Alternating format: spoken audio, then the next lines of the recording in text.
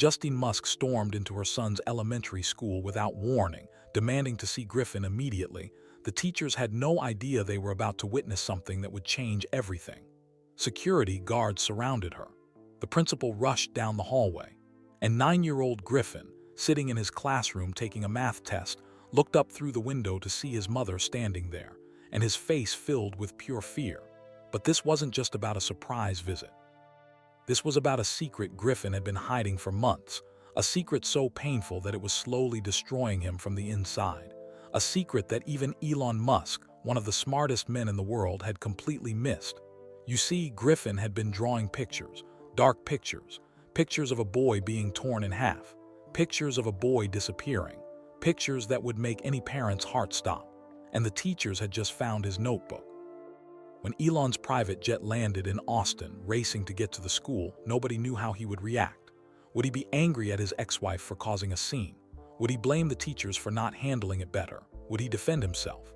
What happened next shocked everyone in that conference room, the teachers, the principal, even Justine herself, because Elon Musk did something that billionaires rarely do, something that would either save his son or push him further away.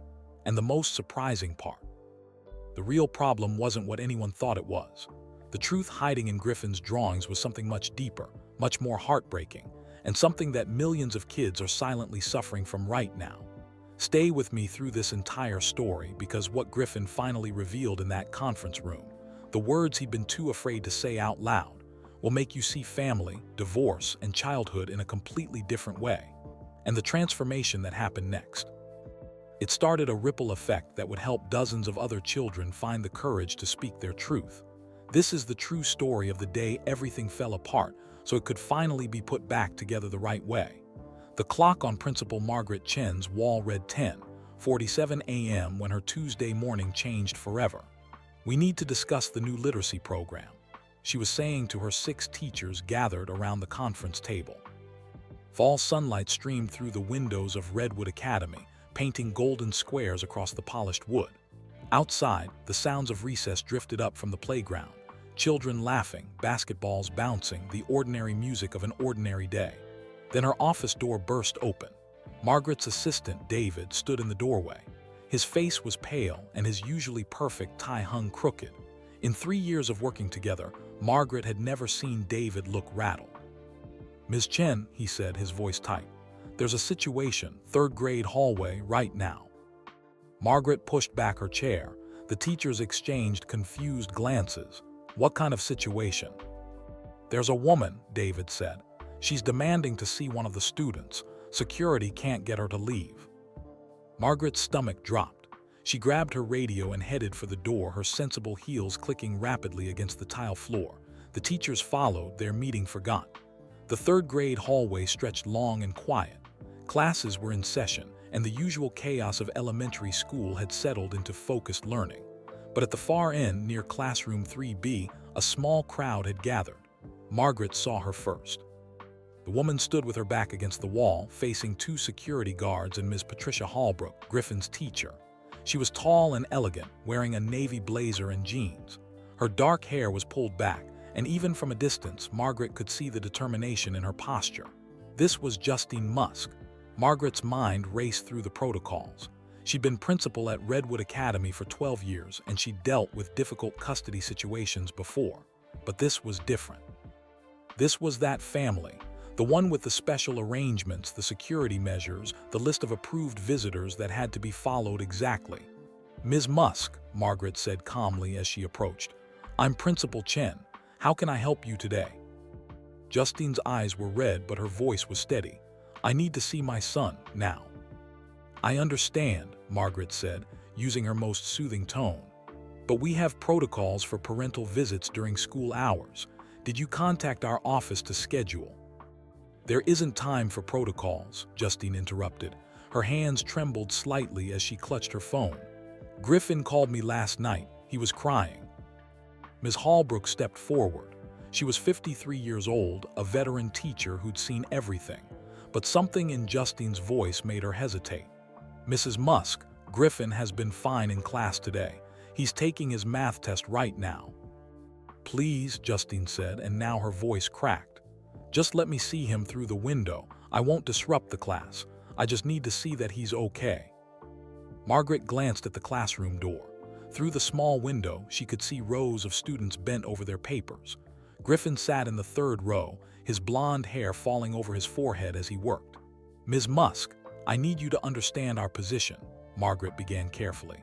"Mr. Musk established specific guidelines for his children's security. Any unscheduled visits require advance authorization." "I'm his mother," Justine said, her voice rising. "I have legal custody. I have every right to be here." "You do," Margaret agreed. "But the protocol exists for everyone's safety, including Griffin's. If you could just step into my office, we can call Mr. Musk's assistant and—" "You don't understand," Justine said desperately. She took a step toward the classroom door and the security guards moved closer. "Something happened at home. Something Elon isn't telling anyone. Griffin wouldn't call me crying for no reason. He never does that. He's afraid of bothering people, afraid of causing problems. If he called me, it's because he's really hurting." Margaret's professional composure wavered. She looked at Ms. Holbrook, who was staring at Justine with a mixture of concern and recognition. They'd all noticed Griffin had been quieter lately, more withdrawn. But the boy was polite, did his homework, never caused trouble. It was easy to overlook quiet kids. "What did Griffin say when he called?" Ms. Holbrook asked softly. Justine's eyes filled with tears. "He said, 'Mom, I can't do this anymore.' Then he hung up. He wouldn't answer when I called back. I've been trying to reach Elon for 3 days, but his assistant keeps saying he'll call me back. I can't wait anymore. I need to know my son is." Her phone buzzed. She looked down at the screen and her face went completely white. "He's on his way," she whispered. David appeared at Margaret's elbow. "Ms. Chen, Mr. Musk's assistant just called. He's landing in Austin in 40 minutes." The hallway fell silent. Through the classroom window, Griffin suddenly looked up from his test. His eyes found his mother standing outside and his pencil froze midair. The expression on his 9-year-old face wasn't surprise or joy. It was pure fear. Griffin's pencil clattered onto his desk. His test paper, half finished with neat equations, suddenly seemed a million miles away. Through the small window in the door, his mother stood in the hallway, surrounded by teachers and security guards. Her face was tight with worry, and even from his seat, Griffin could see she'd been crying. His heart hammered in his chest. No, no, no, he thought. This wasn't supposed to happen. "Griffin," Ms. Holbrook's voice seemed to come from far away. "Are you feeling okay?" He didn't answer, couldn't answer. His best friend Leo, sitting one desk over, whispered, "Dude, isn't that your mom?"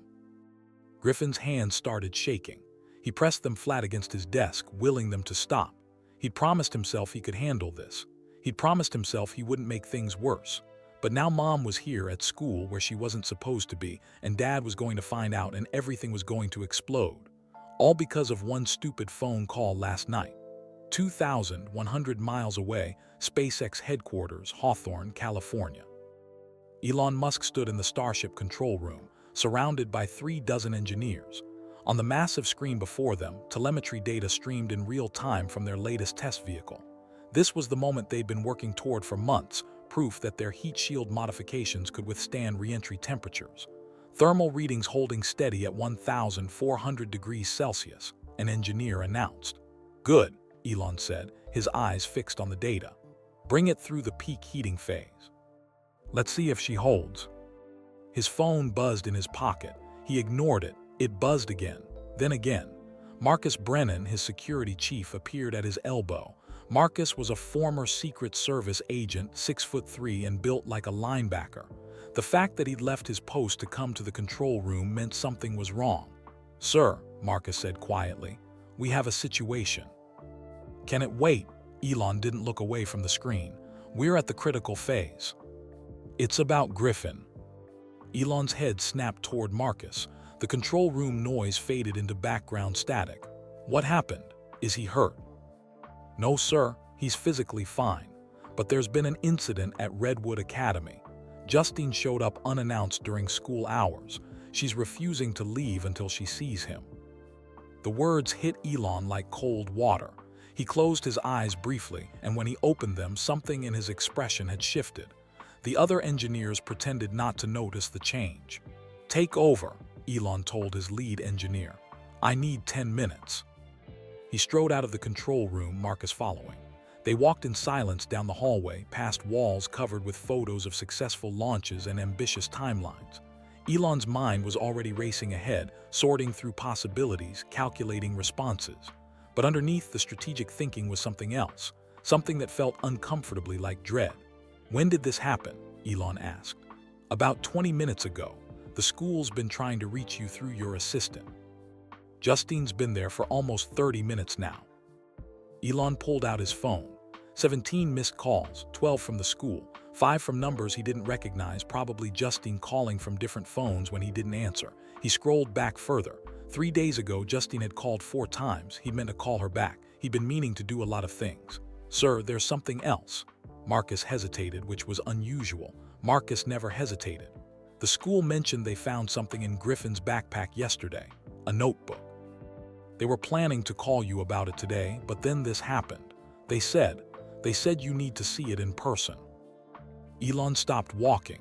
They were standing in an empty corridor, fluorescent lights humming overhead. "What kind of notebook?" They wouldn't say over the phone, but Principal Chen sounded concerned. She said Griffin's been drawing, a lot.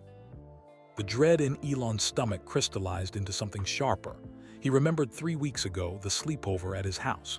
Griffin had woken up at 2 a.m., gasping for air, tears streaming down his face. Elon had held him in the darkness of the guest room, feeling his son's small body shake with sobs. "What's wrong?" Elon had whispered. "You can tell me anything, I promise." But Griffin had just shaken his head over and over, until eventually he fell back asleep in Elon's arms. The next morning, Griffin acted like nothing had happened. When Elon pressed gently, Griffin smiled. That too bright smile that Elon recognized because he'd perfected the same one as a child, and said, "I'm fine, Dad. Just a weird dream." Elon had wanted to believe him, had needed to believe him. "Get the jet ready," Elon said to Marcus. "I'm going to Austin." "Already done, sir. We can be wheels up in 15 minutes. Elon nodded and started walking again, faster now. His mind was already in Austin, already in that school hallway, already trying to fix whatever was breaking. "Call ahead. Tell them I'm coming. Tell Justine." He paused. What could he tell Justine? They'd barely spoken in months beyond logistics. "Tell her to wait for me, please." "Yes, sir." Elon made it back to his office in record time. He grabbed his jacket, his laptop, the essentials he always kept ready for unexpected trips. As he moved, his phone buzzed again. This time it was a text from the school counselor, Dr. Santos, sent to both him and Justine. "Griffin is aware his mother is here. He's become very upset. He's asked to stay in the classroom. I think it would be best if both parents could come to the school together to discuss this situation. There are some things we need to address as a team." As a team, Elon almost laughed. When was the last time he and Justine had functioned as a team? The elevator ride to the roof felt endless. Marcus stood beside him, silent and solid. The security chief had been with Elon long enough to know when to speak and when to simply be present. "Marcus," Elon said as the elevator doors opened onto the helipad, "am I a terrible father?" It was the kind of vulnerable question Elon never asked anyone. Marcus didn't flinch. "No, sir. You're a father who works too much and cares too much and sometimes doesn't know how to show it. But you're not terrible. Terrible fathers don't drop everything to fly across the country when their kid needs them. Terrible fathers let things get bad enough that their ex-wife has to storm the school," Elon countered. "Maybe," Marcus said. "Or maybe you're both just trying your best in an impossible situation." The helicopter blades were already spinning. They climbed aboard, and within minutes they were airborne, heading toward the airport where Elon's jet waited. Below them, Los Angeles sprawled in every direction, millions of people living their ordinary lives. Elon envied them suddenly, the simplicity of problems that didn't require crossing state lines to solve. During the helicopter ride, he opened his phone's photo album. The most recent pictures were from 2 weeks ago. Griffin at the ex-offices in San Francisco, sitting in a conference room chair that was too big for him, pretending to run a meeting. He was grinning, making exaggerated CEO gestures that had made everyone laugh. But when Elon looked closer, the smile didn't quite reach Griffin's eyes. He scrolled back further. There, a photo from 6 months ago. Griffin at his birthday party, genuinely happy, surrounded by his siblings. That was real joy. Elon could see the difference now. How had he missed it in real time? His phone buzzed with another message, this time from his assistant. Justine's attorney called. She wanted you to know she's not there to cause trouble. She's just worried about Griffin. She said to tell you she found drawings. She thinks you need to see them. Drawings, the notebook. What was Griffin drawing that had everyone so concerned? The jet was waiting when they landed, engines already warming up. Elon climbed aboard, Marcus behind him. As they taxied toward the runway, Elon pulled up his voice memos. Their dated 3 weeks ago was a recording he'd made for himself at 3 a.m. after Griffin's panic attack. He pressed play. His own voice, tired and worried, filled the cabin. Note to self: remember to ask Griffin about what happened tonight. He's scared of something, but he won't say what. Maybe talk to Dr. Santos. Maybe, I don't know. Maybe I need to cancel some things, be around more. I keep thinking about my own childhood, about feeling like I couldn't bother my parents with my problems. I don't want Griffin to feel that way. I need to. The recording cut off. He'd never finished the thought, and he'd never followed through. As the jet climbed into the California sky, Elon stared out the window at the clouds below. Somewhere ahead in Austin, his son was sitting in a classroom, afraid. His ex-wife was standing in a hallway fighting for their child, and he was 3 hours away, hurtling through the sky, hoping he wasn't already too late. Marcus set a tablet on the table in front of him. "Sir, the school sent over their security footage. I thought you might want to see it before we land." Elon pressed play. The footage showed the third-grade hallway from a ceiling-mounted camera. Justine appeared at 10:23 a.m., walking with purpose toward classroom 3B. She stopped outside the door, peered through the window, then knocked. Ms. Holbrook came out. Even without audio, Elon could read the body language. Justine pleading, the teacher uncertain, security arriving, tensions rising. But what struck him most was Justine's face.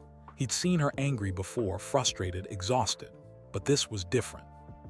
This was the face of a mother who believed her child was in danger. This was raw maternal instinct, the kind that didn't care about protocols or consequences. She wasn't trying to cause problems. She was trying to save their son from something. The question was, what? "Marcus," Elon said quietly, "what's in the notebook?" "I don't know, sir. They wouldn't tell me. They said you need to see it yourself." Elon closed his eyes and leaned back in his seat. The jet engines hummed steadily, eating up the miles between California and Texas. In 2 hours, he'd be there. In 2 hours, he'd have answers. But right now, sitting in this pressurized cabin at 40,000 feet, Elon Musk, who built electric cars and launched rockets and dreamed of colonizing Mars, felt utterly powerless. His son was hurting and he hadn't seen it. His ex-wife had been trying to reach him, and he hadn't made time. His child's teachers had concerns and he'd been too busy to notice. "Sir," Marcus said, "we're going to fix this." Elon opened his eyes. "What if it's already broken?" "Then we'll figure out how to put it back together. That's what you do, isn't it? Fix impossible things." "I fix machines," Elon said. "People are different. People are," he trailed off, thinking of Griffin's small face pressed against his chest 3 weeks ago, the way his son had whispered, "I'm sorry," over and over between sobs. People can't be reprogrammed when something goes wrong. "No," Marcus agreed, "but they can heal, especially kids, if the adults show up." The tablet still showed the frozen image of Justine in the hallway, her hand raised toward the classroom door, every line of her body screaming desperation. "She showed up," Elon said softly. "I'm the one who has to catch up." The pilot's voice crackled over the intercom. "Mr. Musk, we're making good time. We should be landing in Austin in 90 minutes. 90 minutes. Elon looked at his watch. It was 12:15 p.m. in Austin. Griffin would be at lunch now, or maybe already back in class for afternoon lessons. Was he eating? Was he talking to his friends? Or was he sitting alone, trapped in whatever fear had made him call his mother crying? Elon opened his laptop and pulled up his calendar. Tomorrow, investor meeting. Thursday, Neuralink demonstration. Friday, congressional testimony preparation. Saturday, another rocket test. Sunday, interviews with 3 major networks. He selected everything through the next week and hit delete. "What are you doing?" Marcus asked. "Clearing my schedule," Elon said. "Whatever's happening with Griffin, it's going to take more than a quick fix. I need time, real time." His phone buzzed, a text from Justine's number. "I'm not leaving without seeing him. I don't care if you're mad. I don't care about protocol. Something's wrong with our son." Elon typed back immediately. "I'm not mad. I'm worried too. I'm on my way. Please wait for me. We'll figure this out together." 3 dots appeared, then disappeared, then appeared again. Finally, her response came. "Together, we haven't been together in anything for years." Elon stared at the message, feeling the weight of truth in those words. They'd created 5 beautiful children together. They'd built a life, lost a child, survived grief, and then slowly, painfully fallen apart. The divorce had been necessary. They'd been making each other miserable. But somewhere in the process of separating their lives, had they forgotten they were still parenting the same children? He typed, "Maybe it's time we changed that, at least for Griffin's sake." This time her response was faster. "Okay." Just one word, but in it Elon heard an opening, a possibility. Marcus handed him a bottle of water. "Drink something. You need to be sharp when we land." Elon drank, but he barely tasted it. His mind was already in that school, walking down that hallway, opening that notebook, seeing whatever Griffin had been drawing that had made everyone so concerned. The sky outside the jet window was endlessly blue, pristine and perfect. It reminded Elon of Griffin's drawings from when he was younger, simple, happy pictures of rockets and stars and family stick figures holding hands. When had that changed? When had Griffin's art become something that worried school counselors? His phone showed one more message, this one from Principal Chen. "Mr. Musk, we've moved Justine to my office. Griffin has requested to stay in his classroom until you arrive. We'll assemble in the conference room when you get here. I'm bringing Griffin's portfolio, including the notebook. I think you and Justine need to see everything together." Together, that word again. Elon looked at Marcus. "What if I can't fix this? What if I've already done too much damage?" "Then you start from where you are and do better going forward," Marcus said simply. "That's all any parent can do." The jet began its descent toward Austin. Through the window, Elon could see Texas spreading out below, vast and flat and impossibly big. Somewhere down there, in a classroom at Redwood Academy, his 9-year-old son was waiting, afraid. Elon Musk had faced down skeptical investors, hostile press, and the endless technical challenges of building impossible companies. But as the jet's wheels touched down on the Austin runway, he realized he was more nervous now than he'd been before any rocket launch. Because this wasn't about technology or innovation or changing the world. This was about one small boy who'd called his mother crying, and the father who hadn't been paying close enough attention to notice his son was breaking. The thought followed Elon through the airport into the waiting car and down every mile of highway toward Redwood Academy. Marcus sat beside him in silence, occasionally checking his phone for updates from the school. The Austin traffic seemed deliberately slow, every red light a personal insult. "How long?" Elon asked for the 3rd time. 12 minutes, sir." 12 minutes. Griffin had been sitting in that classroom for over an hour now, knowing both his parents were coming, knowing something big was about to happen. Elon imagined his son watching the clock, watching the door, his anxiety building with every passing moment.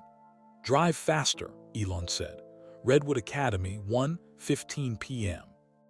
Griffin hadn't moved from his desk since math class ended 45 minutes ago. Lunch had come and gone. Ms. Hallbrook had quietly placed a sandwich and juice box on his desk, his usual order from the cafeteria, but it sat untouched. The other kids had filed out for lunch, casting curious glances his way. Leo had lingered at the door. "You want me to stay?" Leo had asked. Griffin had shaken his head. "I'm okay." It was the biggest lie he'd told all day. Now the classroom was empty except for him and Ms. Hallbrook, who sat at her desk grading papers but mostly just watching him with concern. The afternoon sunlight slanted through the windows, making dust motes dance in the air. Everything looked normal. Nothing felt normal. Griffin pulled his sketchbook from his backpack, the one the school hadn't found, the one he'd hidden under his math textbook. He flipped past the drawings of rockets and robots, past the comic strip he'd started about a superhero who could talk to computers. He found the page he'd drawn last night after calling his mom. It showed a boy standing in the middle of a dark room. On one wall was a door labeled "Tell Mom." On the other wall was a door labeled "Tell Dad." Both doors were locked. The boy was crying. He'd drawn it at 11 p.m., sitting on his bed at Dad's house, his phone clutched in his shaking hands. He'd stared at Mom's number for 20 minutes before finally pressing call. When she'd answered, sleepy and confused, he'd only managed to say 4 words before his throat closed up. "Mom, I can't do this anymore." Then he'd hung up and cried so hard he'd made himself sick. He hadn't meant to scare her. He hadn't meant to make her come to school. He just needed to hear her voice, to know someone cared, that he was drowning. But now everything was a mess and it was all his fault. "Griffin," Ms. Holbrook's voice was soft. "Honey, would you like to talk about what's going on?" He closed the sketchbook quickly. "I'm fine." "You know," Ms. Holbrook said, getting up from her desk and walking over to him, "I've been teaching for 22 years. And in all that time, I've learned that when kids say they're fine, it usually means they're the furthest thing from fine." Griffin stared at his desk. His eyes burned with tears he refused to let fall. Ms. Holbrook pulled up a chair and sat beside him. She didn't touch him, didn't crowd him, just sat there being present. "When I was your age," she said, "my parents got divorced. It was really hard. I felt like I had to be 2 different people, one version for Mom's house, one version for Dad's house. I was so busy trying to make everyone else happy that I forgot how to just be me." Griffin's hands clenched into fists on his desk. She understood. Somehow she understood. "The worst part," Ms. Holbrook continued, "was feeling like I couldn't tell either of them how much it hurt. Because Mom was sad and Dad was stressed, and I thought if I told them I was struggling too, it would just make everything worse. So I kept it all inside until one day I couldn't anymore." "What happened?" Griffin whispered. "I had a panic attack in the middle of gym class. The school called both my parents. They came together. First time in months they'd been in the same room without fighting. And you know what? Seeing me hurting was what finally made them start actually talking to each other again. Not as husband and wife, but as people who both loved me and wanted me to be okay." Griffin finally looked at her. "Did it get better?" "Eventually. Not perfect, it never goes back to perfect, but better. Once I stopped trying to protect them and just told them the truth." She paused. "Griffin, your mom showed up here today because she loves you. Your dad is flying across the country right now because he loves you. They're both scared because they can see you hurting, but they don't understand why, and they can't help if they don't know." "But if I tell them," Griffin's voice broke, "if I tell them what's really wrong, they'll know it's because of them. They'll feel bad. They already have so much to worry about." Ms. Holbrook's eyes filled with tears. "Oh, sweetheart, you're 9 years old. You're not supposed to be worried about your parents' feelings. They're supposed to be worried about yours." Before Griffin could respond, there was a soft knock on the door. Principal Chen stood in the doorway, her expression gentle but serious. "Griffin, your father's car just pulled into the parking lot. Your mother is waiting in my office. We'd like you to come to the conference room in about 5 minutes if you're ready." Griffin's stomach dropped. Both of them together. Yes, both of them together, and me and Ms. Holbrook and Dr. Santos. Principal Chen stepped into the room. "I know this feels scary, but everyone in that room cares about you and wants to help. Nobody's angry, nobody's in trouble. We just need to talk about what's been happening, okay?" Griffin nodded because he didn't trust his voice. Principal Chen left and Ms. Holbrook gently squeezed his shoulder. "You've been so brave carrying this all by yourself, but you don't have to anymore." Principal Chen's office, 1:18 p.m. Justine sat in one of the visitor chairs, her leg bouncing with nervous energy. She'd been moved from the hallway to the office an hour ago, after promising she wouldn't try to see Griffin until Elon arrived. It had been the hardest promise to keep. Her son was 3 hallways away, probably terrified, and she couldn't go to him. She pulled out her phone and opened her photo album, scrolling to the pictures she'd taken of Griffin's sketchbook. She'd found it at her house a month ago, left behind after one of his custody weekends. At first, she'd smiled at his drawings. He'd always been artistic, imaginative. Then she'd really looked at them. Page after page of a boy being pulled in 2 directions. A boy disappearing. A boy watching his parents from a distance, too far away to reach either one. A boy with a smile on his face but tears hidden behind his back. She'd called Elon that same day. His assistant had said he was in a meeting. She'd called again the next day. He was traveling. The 3rd day, he was in another meeting. The 4th day, she'd stopped calling and started planning to go to the school. Now, sitting in this office, she felt the weight of every decision she'd made since the divorce. Had she been too protective? Had she put too much of her own pain onto Griffin? She tried so hard to make sure the kids didn't feel the loss of their family unit, but maybe in trying to protect them, she made Griffin feel responsible for everyone's happiness. The office door opened and Justine's heart jumped into her throat, but it wasn't Elon. It was Dr. Rebecca Santos, the school counselor. She was carrying a manila folder thick with papers. "Justine," Dr. Santos said, sitting down across from her. "I want to apologize. I should have caught this sooner. I see Griffin every week for our routine check-ins, and he always seems fine. Polite, engaged, never any red flags, but looking back at my notes," she opened the folder. March 15th, Griffin seems tired. April 3rd, Griffin declined to participate in group activity, said he had a headache. May 20th, Griffin asked if he could just sit quietly during our session. I noted all of these things, but I didn't see the pattern. I should have dug deeper. "It's not your fault," Justine said automatically, though part of her wanted to scream. "Griffin is good at hiding things. He gets that from," she trailed off. "From both of you," Dr. Santos finished gently. "You've both been through trauma, the loss of Nevada, the divorce, the pressure of Elon's public life. You've both learned to smile through pain, and Griffin learned it from watching you." Justine's eyes filled with tears. Nevada, her first son. Griffin's older brother taken by SIDS at just 10 weeks old. The grief that had nearly destroyed her and had been the beginning of the end of her marriage to Elon. "I thought we protected them from that," Justine whispered. "We never talked about Nevada in front of them. We kept our grief private." "Maybe that's part of the problem," Dr. Santos said. "Kids are incredibly perceptive. They see their parents hurting and not talking about it, and they learn that pain is something to hide. They learn to be strong instead of honest." Before Justine could respond, they heard footsteps in the hallway, quick, purposeful footsteps. The door opened and there he was. Elon Musk looked like he'd aged 5 years in the last 3 hours. His hair was disheveled, his expensive suit wrinkled from travel. But it was his eyes that struck Justine. They were filled with the same fear she felt. For a moment they just stared at each other. All the years of marriage, love, loss, anger, and distance hung between them like a physical thing. "Justine," Elon said. His voice was rough. "I'm sorry, I should have called you back, I should have."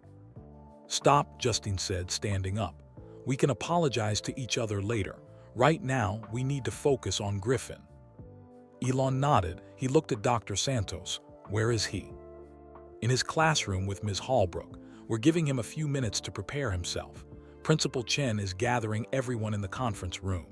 She held up the manila folder. "Elon, before we bring Griffin in, there's something you need to see." Justine has already seen some of these, but not all. The school has been collecting Griffin's artwork from class assignments over the past 3 months. Elon took the folder with shaking hands. He sat down heavily in the chair next to Justine, close enough that their shoulders almost touched. He opened the folder. The first drawing was dated from September. It showed a family, stick figures holding hands. Everyone was smiling. It was normal, happy, the kind of drawing any child might make. The second drawing from October showed a house with 2 sections. A boy stood in the middle, 1 foot in each section.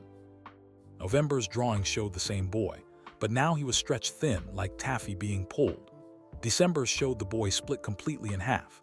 January showed just an outline of a boy, empty inside. Elon's hands were shaking so badly that Justine gently took the folder from him and continued flipping through the pages.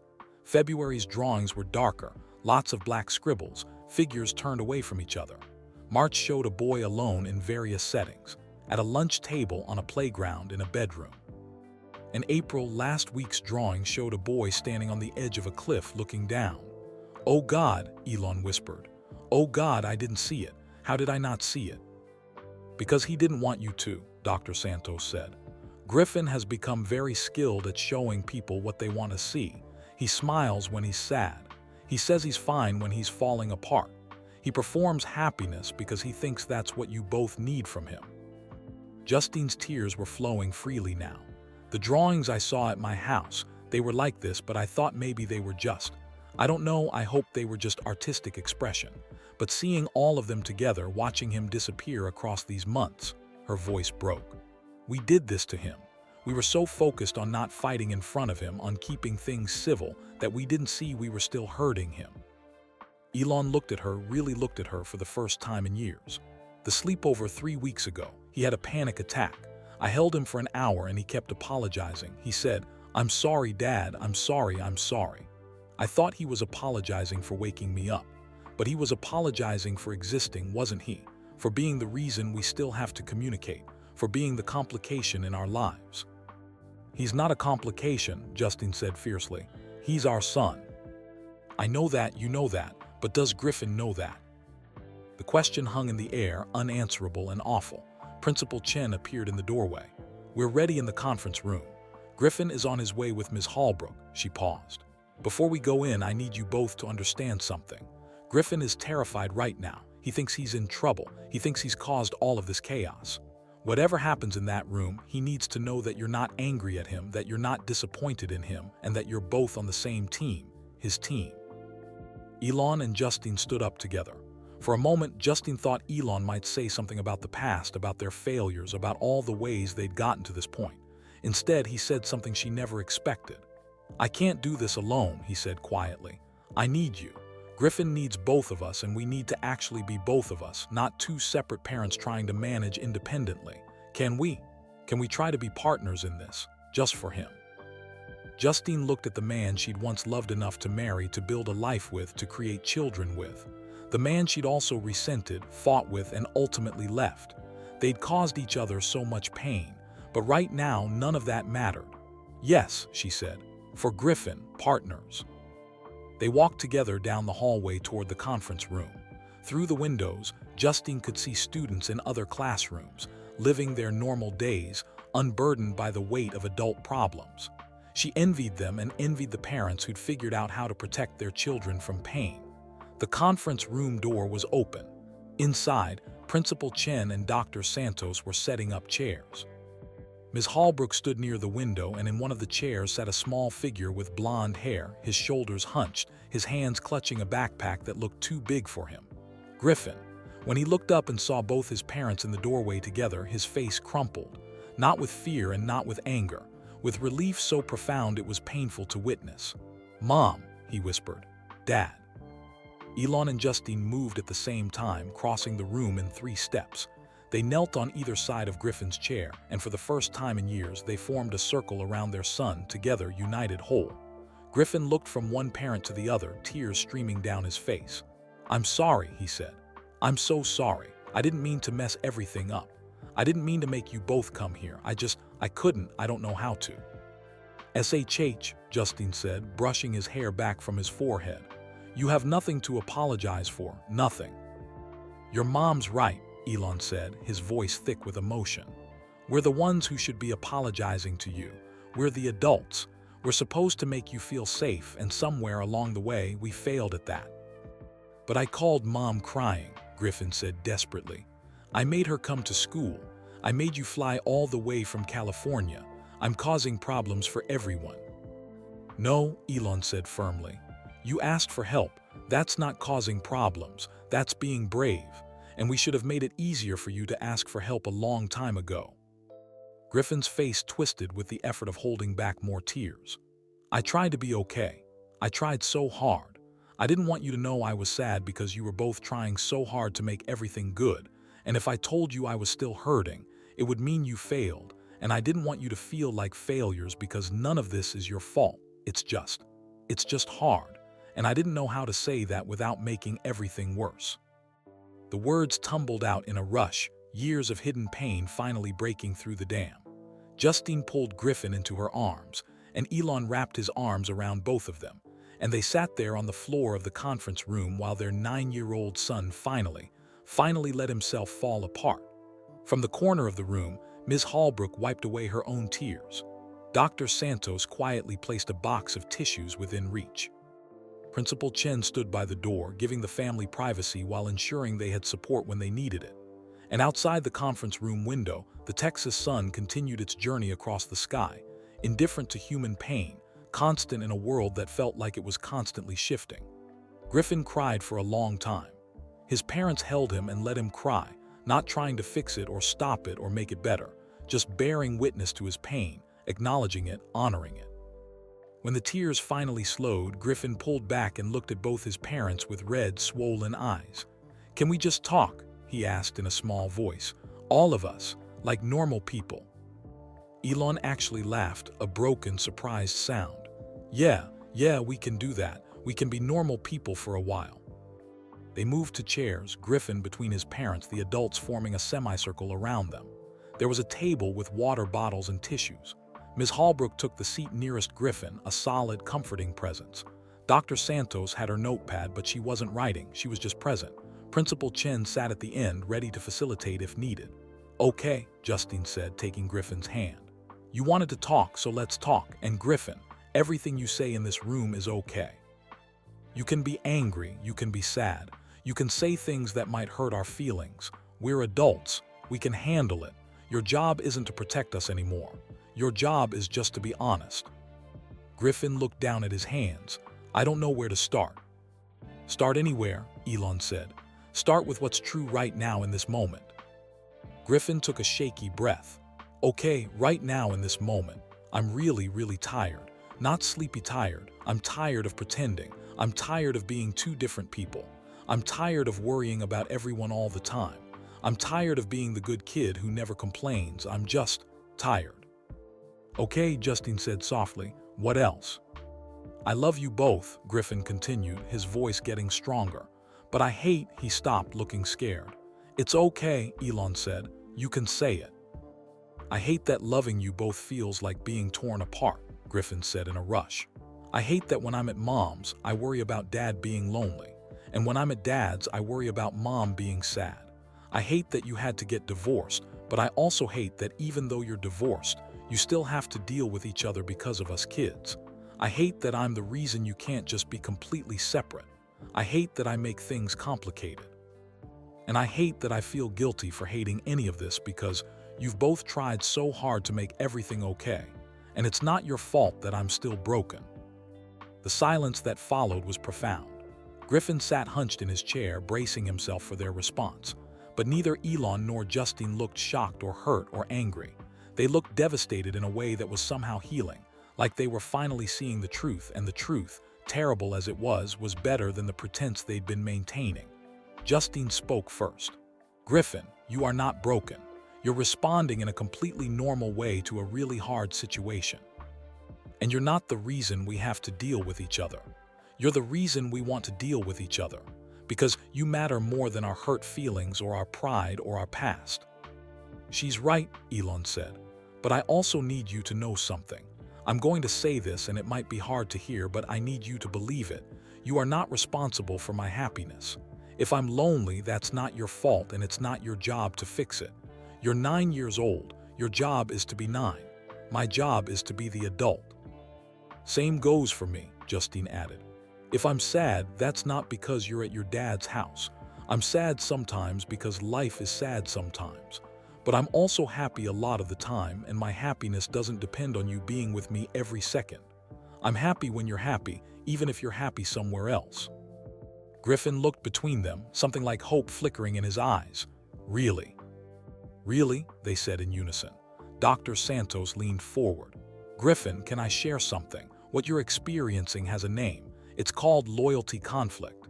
It's what happens when kids feel like loving one parent means they're betraying the other parent. And it's one of the most painful things children of divorce experience. But here's the important part. It's not inevitable and it's not your fault. It happens when parents, even good parents who love their kids, don't communicate clearly enough that the child has permission to love both of them without guilt." Griffin absorbed this. "So, other kids feel this way?" "Many of them," Dr. Santos confirmed. "You're not alone in this. You're not weird or broken or too sensitive. You're a kid who loves both his parents and hasn't been given clear enough permission to do that without guilt." Ms. Holbrook cleared her throat. "Griffin, remember what I told you earlier about my parents' divorce?" Griffin nodded. "I want to show you something." She pulled out her phone and scrolled through her photos. She turned the screen toward Griffin. It showed a much younger Ms. Holbrook, maybe 13 years old, standing between two adults at what looked like a graduation ceremony. "That's my 8th grade graduation," she said. "Both my parents came. They sat on opposite sides of the auditorium during the ceremony, but afterward they stood together for this photo because I asked them to. It wasn't easy for them. They didn't particularly like each other. But they loved me more than they disliked each other. And over time, that got easier. By the time I graduated high school, they could have actual conversations. By college, they were almost friendly. Not friends, but friendly. It got better, Griffin asked. It got different, Ms. Holbrook said. Different can still be good. It's not the same as before, that's gone. But different doesn't have to mean worse. Principal Chen spoke up for the first time. Griffin, I want you to look around this room. Count how many adults are here right now in the middle of a school day because they care about you. Griffin looked around.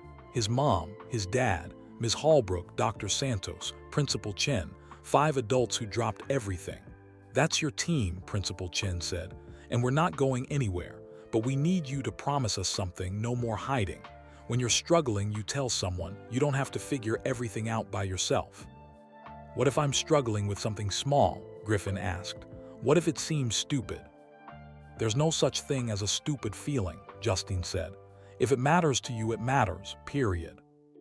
Elon pulled something out of his jacket pocket, his phone. He opened it and handed it to Griffin. I want you to add your own number to my favorites, and I want you to know that if you call me for any reason at any time, I will answer. If I'm in a meeting, I'll step out. If I'm on a plane, I'll call you back the second we land. You are my priority. Not work, not rockets, not saving the world. You.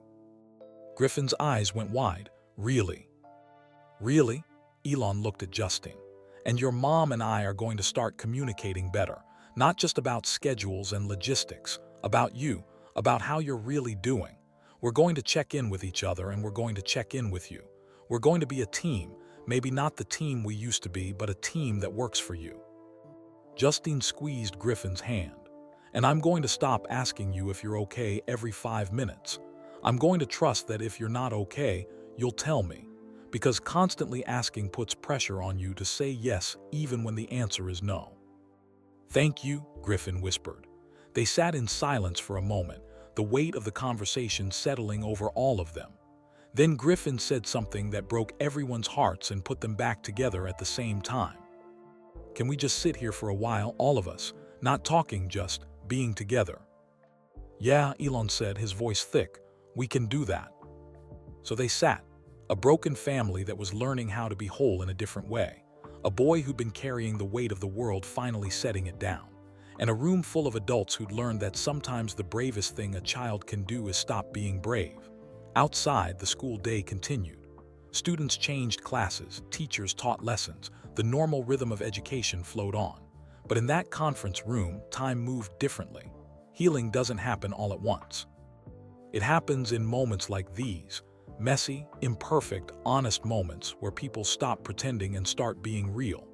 And as they sat together in that afternoon sunlight, Griffin felt something he hadn't felt in months. Hope. But hope, as fragile as it was, came with a price. Because sitting in silence meant eventually someone would break it, and breaking it meant facing the truth that Griffin had been hiding in his drawings. Dr. Santos shifted in her chair. Griffin, there's something we need to talk about. The school has your artwork portfolio, the one we've been collecting from your class assignments. Your parents have seen some of it, but there's another notebook, the one in your backpack that we found yesterday. Griffin's whole body tensed. His hand instinctively moved to his backpack, which sat at his feet like a ticking bomb. We didn't look inside beyond the first few pages, Principal Chen said gently. We felt it was private, but what we did see concerned us enough to know we needed to have this conversation with your parents present. Would you be willing to show them, or would you like us to? Griffin's mouth went dry. The notebook, the real notebook where he'd drawn everything he couldn't say out loud. The one with the drawings he'd made at 3 in the morning when the nightmares woke him up. The one filled with all the dark thoughts he'd been too ashamed to share. His voice came out as a croak. I don't know if I can.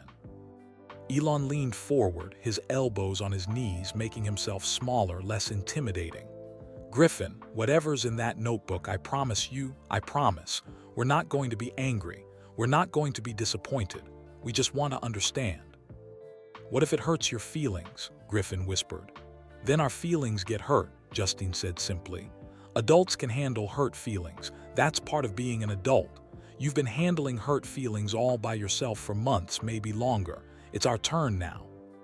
Griffin looked at Ms. Holbrook, his safe person, his teacher who'd seen him every day and had been the first to really notice something was wrong. She gave him an encouraging nod. With shaking hands, Griffin reached into his backpack. The notebook was at the bottom, hidden under textbooks and folders. It was a simple black composition book, the kind you could buy at any store. Nothing special on the outside, everything devastating on the inside. He held it in his lap for a long moment, his thumbs tracing the worn cover. How many nights had he filled these pages? How many tears had fallen onto this paper? "Can I?" Griffin's voice was small. "Can I explain while you look, so you understand?"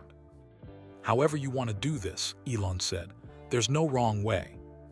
Griffin opened the notebook to the first page. He dated it, January 3rd, right after New Year's, right after a particularly complicated holiday schedule where he'd spent Christmas Eve with Mom, Christmas Day with Dad, and New Year's bouncing between both houses. The drawing showed a boy, clearly Griffin, standing in front of a calendar. Each day was marked with either an M or a D. The boy was looking at the calendar with an expression of exhaustion. "This is when I started feeling like my whole life was just a schedule," Griffin said quietly. "Like I wasn't a person. I was just a thing that got moved around between two places." Justine's hand flew to her mouth. Elon's jaw clenched, but he stayed quiet, letting Griffin continue. Griffin flipped to the next page. This drawing was darker, literally more pencil shading. It showed the same boy sitting at two different dinner tables. At one table, he was smiling. At the other table, he was also smiling.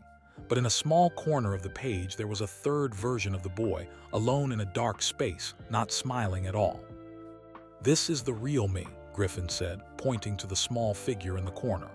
"The one nobody sees. Because when I'm with Mom, I act happy so she doesn't worry. And when I'm with Dad, I act happy so he doesn't feel guilty. But the real me is just tired and sad and confused."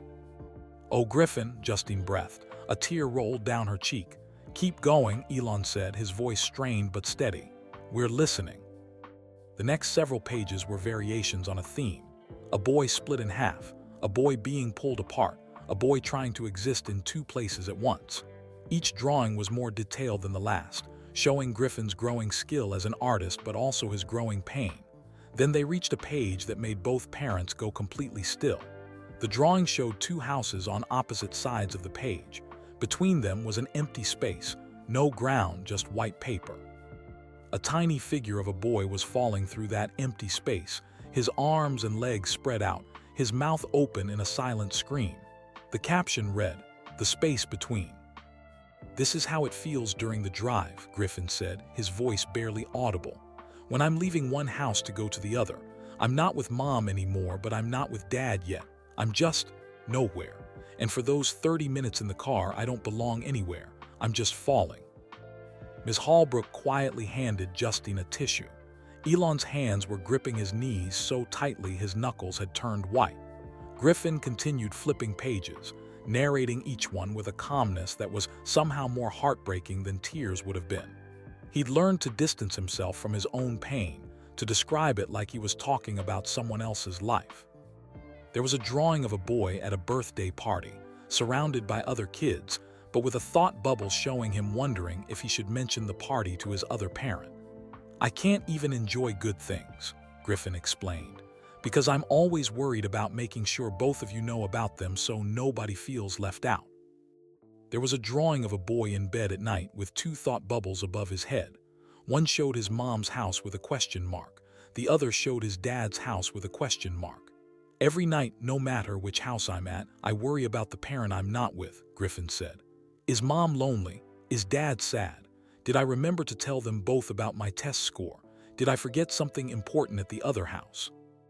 There was a drawing that showed a boy's face split down the middle, one side smiling, one side crying. "This is me at school," Griffin said. "Everyone thinks I'm fine because I smile and do my homework and play at recess, but half of me is always crying on the inside." Elon couldn't stay silent anymore. "Why didn't you tell us?" His voice broke. "Why didn't you say something, anything?" Griffin looked at his father with ancient eyes, eyes that had seen too much, understood too much for a 9-year-old. Because you both tried so hard, Dad. After the divorce, you both made such an effort to make things normal. You bought me cool stuff. You took me to amazing places. You made sure I had everything I needed. If I told you I was still sad, it would mean all that effort didn't work. It would mean you failed, and I couldn't do that to you. But we did fail, Justine said, tears streaming down her face. We failed because we were so focused on giving you things and experiences that we didn't see what you actually needed. You needed us to be honest with you. You needed us to admit that divorce is hard and it's okay to struggle with it. Instead, we plastered on smiles and pretended everything was fine, and you learned to do the same thing. Griffin nodded slowly.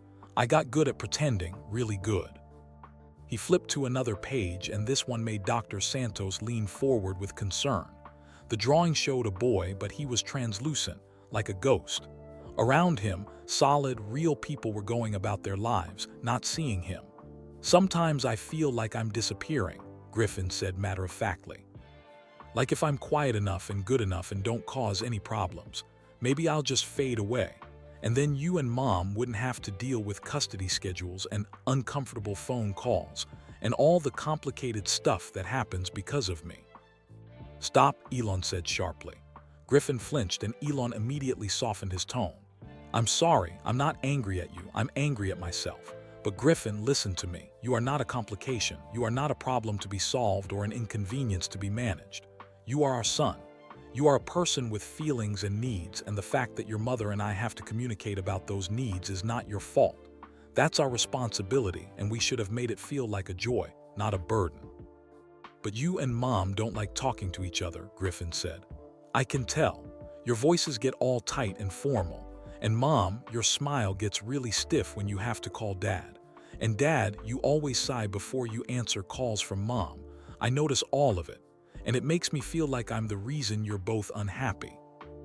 Justine and Elon exchanged a look of pure horror at their own behavior. All the little things they thought Griffin hadn't noticed. All the tiny signals of discomfort and resentment they thought they were hiding. You're right, Justine admitted. We don't love talking to each other. We have a complicated history and there's hurt there that doesn't just go away. But Griffin, that hurt has nothing to do with you. That's about the relationship your dad and I had with each other. You didn't cause it and you can't fix it. But what you just showed us, what you just taught us, is that our inability to be civil to each other was hurting you in ways we never imagined. So we're going to do better, Elon said. Starting today, no more tight voices, no more stiff smiles, no more sighs before phone calls. We're going to figure out how to communicate like two adults who both love their son and want what's best for him, even if we're not married anymore. Can you really do that? Griffin asked, and the hope in his voice was almost unbearable. We can try, Justine said honestly. We might not be perfect at it. We might mess up sometimes. But we're going to try, and we're going to keep trying because you deserve parents who can be in the same room without making you feel like you're the reason for the tension. Griffin flipped to the next page and everyone in the room sucked in a breath. This drawing was different from the others. It was more recent, dated just 5 days ago. It showed a boy standing at the edge of a cliff. Below the cliff was darkness. Behind the boy was a path splitting into two directions, one labeled Mom, one labeled Dad. The boy was looking down at the darkness. There were no words on this page, just the image. Griffin, Dr. Santos said carefully, can you tell us about this drawing? Griffin stared at the page for a long time. When he finally spoke, his voice was flat, emotionless, the voice of someone who'd thought about something too much and too deeply. Sometimes I think about what would happen if I just wasn't here, not like, he saw the panic flash across his parents' faces. Not like hurting myself, I don't want to die, but I think about, what if I just disappeared? What if I could just not exist for a while? Then you and Mom wouldn't have to coordinate schedules. You wouldn't have to have uncomfortable conversations. You wouldn't have to pretend to be okay when you're not. Everything would be simpler. No, Elon said, his voice fierce. He dropped to his knees in front of Griffin's chair, taking his son's face in his hands. No, Griffin, nothing would be simpler. Everything would be destroyed. Do you understand me? If you disappeared, if you weren't here, my entire world would end. Not just be harder, it would end. You are not making my life complicated. You are making my life worth living." "Your dad's right," Justine said, also kneeling beside Griffin. "Baby, I know we've made you feel like you're a burden. I know our actions, our size, and our tense phone calls and our inability to just be normal around each other have sent you the message that you're the problem. But you are not the problem. You are the solution. You are the reason we keep trying. You are the reason we get up every morning. Without you, we'd have nothing." Griffin's composure finally cracked. "But I'm so tired of being strong. I'm tired of pretending. I'm tired of trying to make everyone happy. I don't want to disappear, but I don't know how to keep existing like this." "Then stop," Ms. Holbrook said. All eyes turned to her. "Stop being strong. Stop pretending. Stop trying to make everyone happy. Just be Griffin. Be a 9-year-old boy who's sad sometimes and happy sometimes and confused sometimes. Be honest. Be messy. Be real." "But if I'm real," Griffin's voice shook, "if I show everyone how much I'm hurting, then everyone will know I'm broken." "Or," Dr. Santos interjected gently, "everyone will know you're human. Griffin, you've been carrying this idea that you need to be perfect, that you need to hold everything together. But that's not what your parents need from you. Tell them, right now, what do you need from Griffin?" Elon didn't hesitate. "I need him to be honest with me, even when it's hard, even when he thinks it'll hurt my feelings. I need to know what's really going on so I can actually help instead of just guessing and getting it wrong. I need him to trust me enough to fall apart sometimes," Justine added. "I need him to know that he doesn't have to be my little helper or my emotional support. He can just be my son, my complicated, struggling, beautifully human son." Griffin looked between his parents, then down at his notebook, at all the drawings that represented months of hidden pain. Slowly, he turned to the very last page. This drawing was from last night after the phone call to his mom after he'd cried himself sick. It showed a boy standing in the rain. He wasn't running for shelter. He wasn't trying to stay dry. He was just standing there, arms at his sides, letting the rain fall on him. The caption read, "I can't hold the umbrella anymore." "This is how I feel right now," Griffin whispered. "Like I've been holding an umbrella over everyone else for so long that I'm soaking wet and I just can't do it anymore. I had to put it down. That's why I called Mom. That's why all of this happened. I couldn't hold it anymore." The room was completely silent except for the quiet sounds of crying. Justine, Ms. Holbrook, even stoic Principal Chen had tears on her cheeks. Elon pulled Griffin into his arms, notebook and all. "Then don't hold it. Let it fall. We'll figure out how to handle the rain together." Justine wrapped her arms around both of them, and for the first time in years they were a unit, broken and imperfect, but together in their brokenness.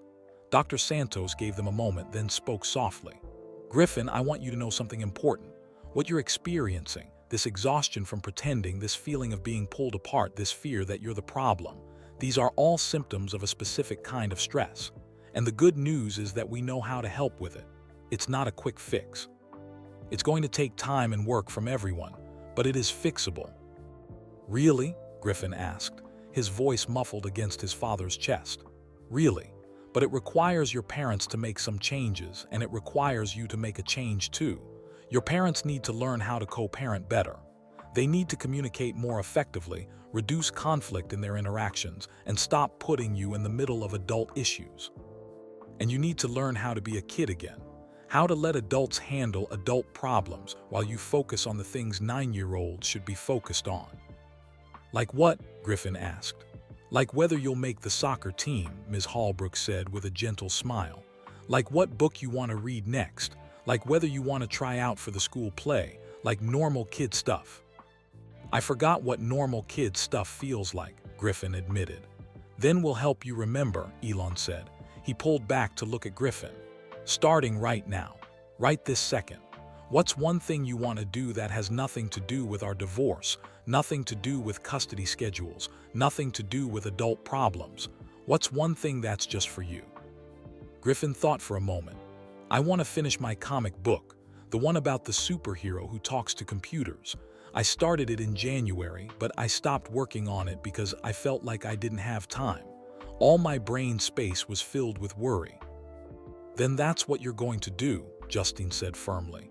"You're going to finish that comic book, and your dad and I are going to read it when it's done, and it's going to be amazing." But what about the custody schedule for this week? Griffin asked. It's Mom's week, but Dad flew all the way here and… Stop, Elon said gently. That's an adult problem. Your mom and I will figure it out. Maybe I'll stay in Austin for a few extra days. Maybe we'll adjust the schedule.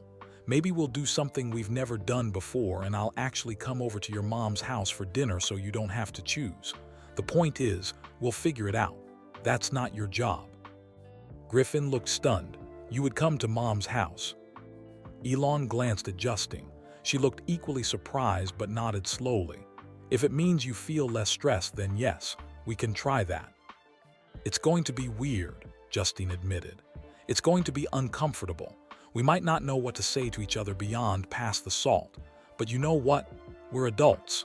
We can handle weird and uncomfortable if it means you get to just be a kid having dinner with both his parents. Griffin's eyes filled with fresh tears, but these were different. These weren't tears of pain or fear. These were tears of relief so profound they were almost physical. Can we? His voice broke. Can we look at the rest of the drawings together? I want you to see all of them. I want you to understand everything. And maybe if we talk about them, they won't feel so heavy anymore. We can do that, Dr. Santos said. And Griffin, what you just said about the drawings feeling heavy, that's incredibly insightful. When we keep painful things hidden, they grow heavier. When we share them with people who love us, the weight gets distributed. You've been carrying all of this alone. Now you have help. So they went through the rest of the notebook. Every page, every drawing, every caption. Griffin explained each one, and his parents listened without interrupting, without defending themselves, without trying to fix it in the moment. They just witnessed his pain and acknowledged it. There were drawings of Griffin watching his parents argue through a closed door, even though they'd thought they were being quiet and he couldn't hear. There were drawings of Griffin at birthday parties, always scanning the room to make sure both parents were okay and not too uncomfortable with each other. There were drawings of Griffin doing homework at 2 different desks in 2 different houses, feeling like he had to work twice as hard to keep track of everything. There were drawings of Griffin with his siblings, some full siblings, some half siblings, all the complicated relationships that came with their family structure. In one particularly painful image, Griffin had drawn himself as a bridge connecting different groups of people who couldn't or wouldn't connect on their own. I feel like I'm the only thing holding everyone together, Griffin explained. Like if I'm not perfect, if I'm not the good kid who gets along with everyone and makes everything okay, then the whole family will just fall apart.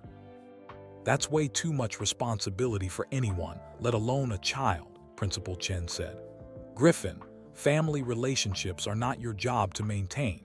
Your parents' relationship with each other, their relationships with their other partners, their relationships with their other children, none of that is your responsibility. Your only job is to be yourself and let the adults handle the complex family dynamics. They reached the final pages, the most recent drawings from the past few weeks. These were the darkest, the most concerning. There was the boy as a ghost, the boy at the cliff edge, and one final drawing that Griffin had made just this morning before school.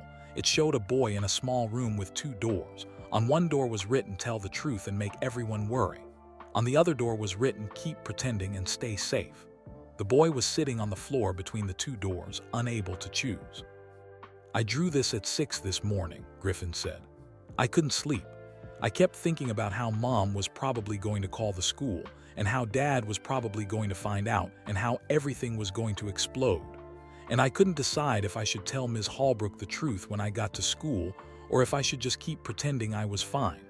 I didn't know which door to go through. You picked the right door, Ms. Hallbrook said. You told the truth. And yes, things felt like they exploded for a while. But sometimes things need to explode so they can be rebuilt better than before. Elon closed the notebook carefully, reverently, like it was a sacred text, which in a way it was. It was the story of his son's pain, documented in pencil and paper, the truth that had been hiding in plain sight. Griffin, Elon said, I want to keep this notebook, not to hide it or throw it away, but to remember. So that every time I think about checking my phone during dinner with you, or every time I'm tempted to schedule one more meeting instead of going to your soccer game, I can look at these drawings and remember what matters. Is that okay with you? Griffin nodded. But what if you look at them and feel bad? Good, Elon said simply. I should feel bad. These drawings show me exactly how badly I've gotten things wrong, and feeling bad will motivate me to do better. Justine reached for Elon's hand, the first time they'd touched intentionally in years, and squeezed it. A silent communication passed between them. We're in this together now, for real this time. Dr. Santos checked her watch. We've been here for almost 2 hours. Griffin, how are you feeling? Do you need a break? Griffin considered this. 2 hours ago, he'd been sitting in this room terrified, believing his world was ending. Now, looking at his parents' faces, both of them present, both of them really listening, both of them united in their concern for him, he felt something shifting inside his chest. I'm tired, he admitted. But it's a different kind of tired. Not the heavy tired, just regular tired. Like I could actually sleep tonight without nightmares.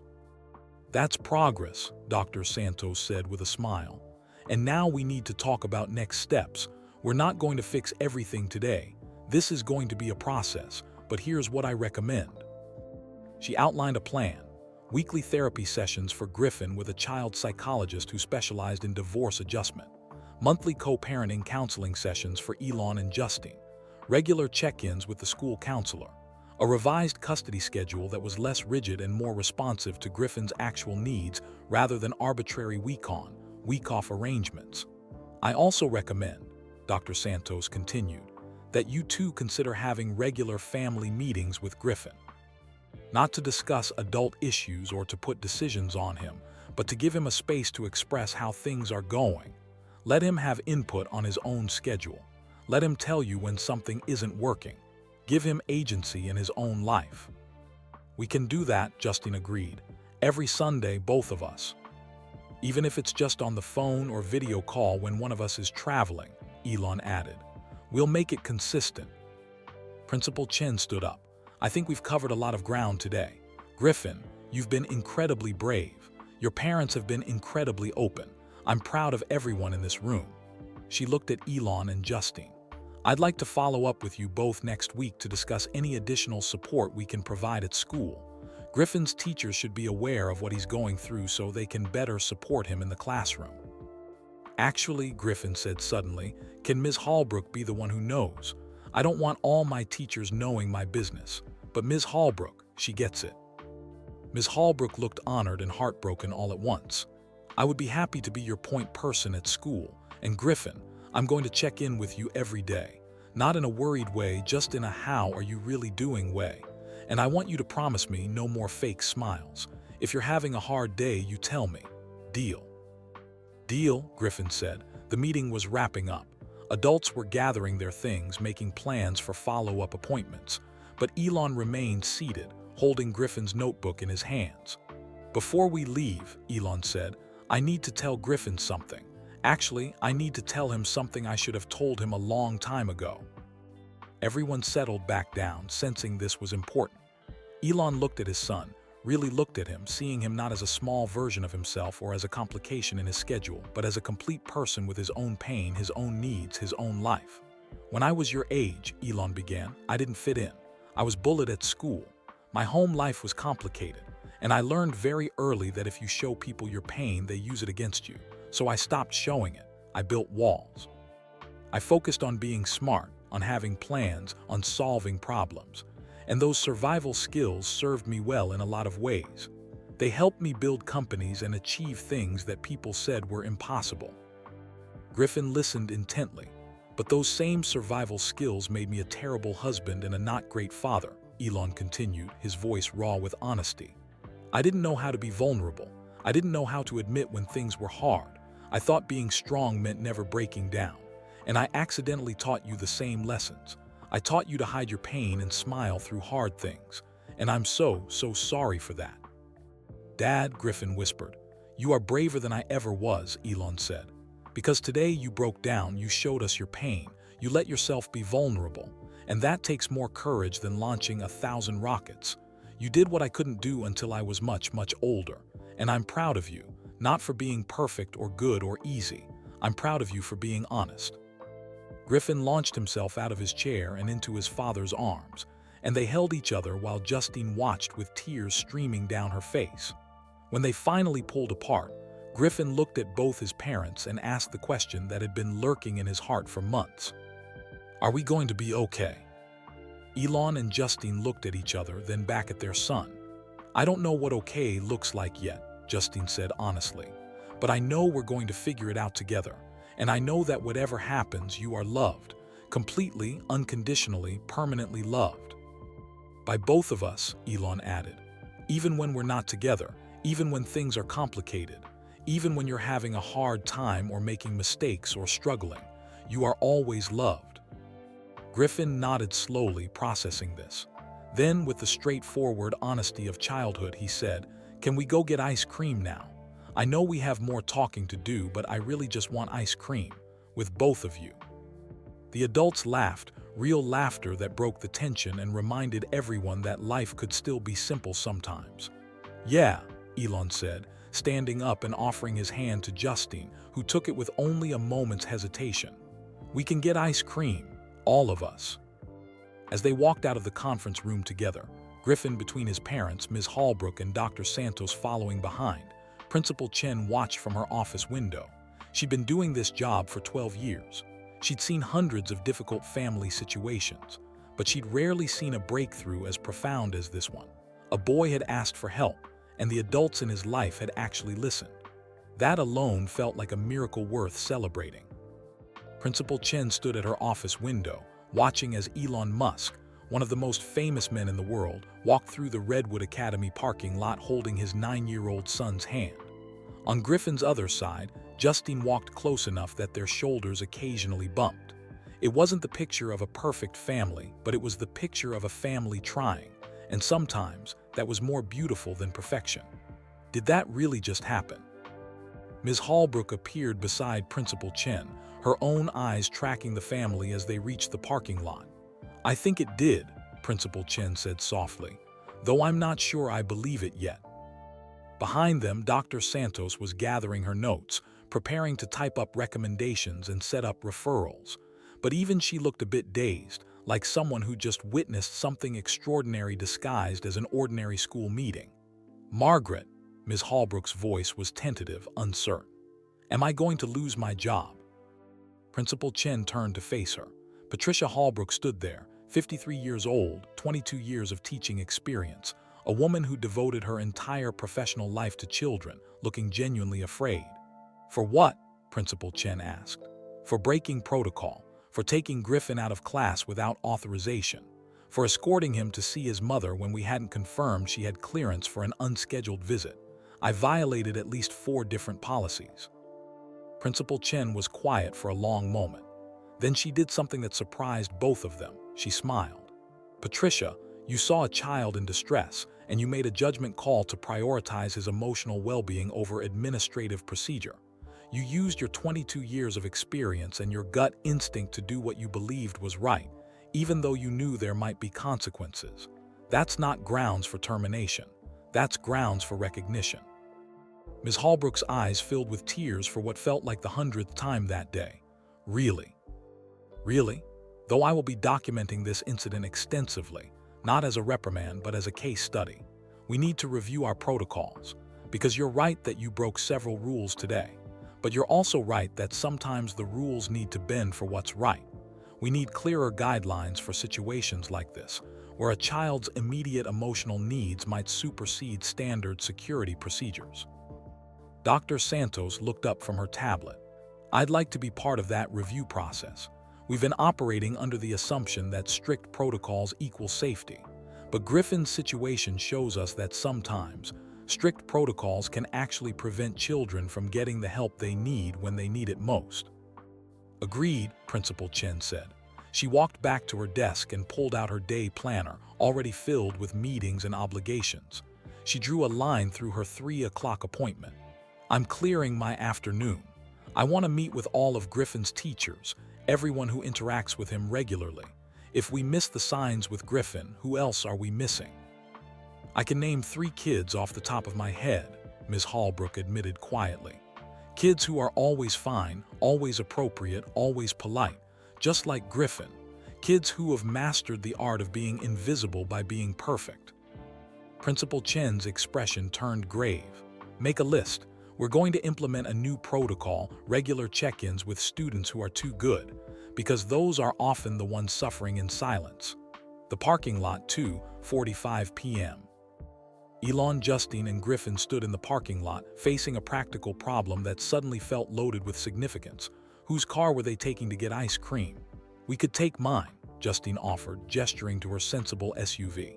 It has the car seat still installed from when. She stopped, realizing car seats weren't the issue. Griffin was 9, not 5.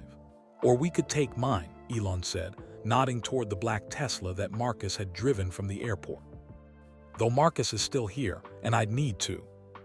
This is ridiculous, Griffin interrupted. Both parents looked at him in surprise. You're both overthinking it, just pick one. It doesn't matter which one, it's just a car. Elon and Justine stared at their son, then at each other, then burst out laughing, real, genuine laughter that felt foreign and familiar all at once. You're absolutely right, Justine said, wiping her eyes.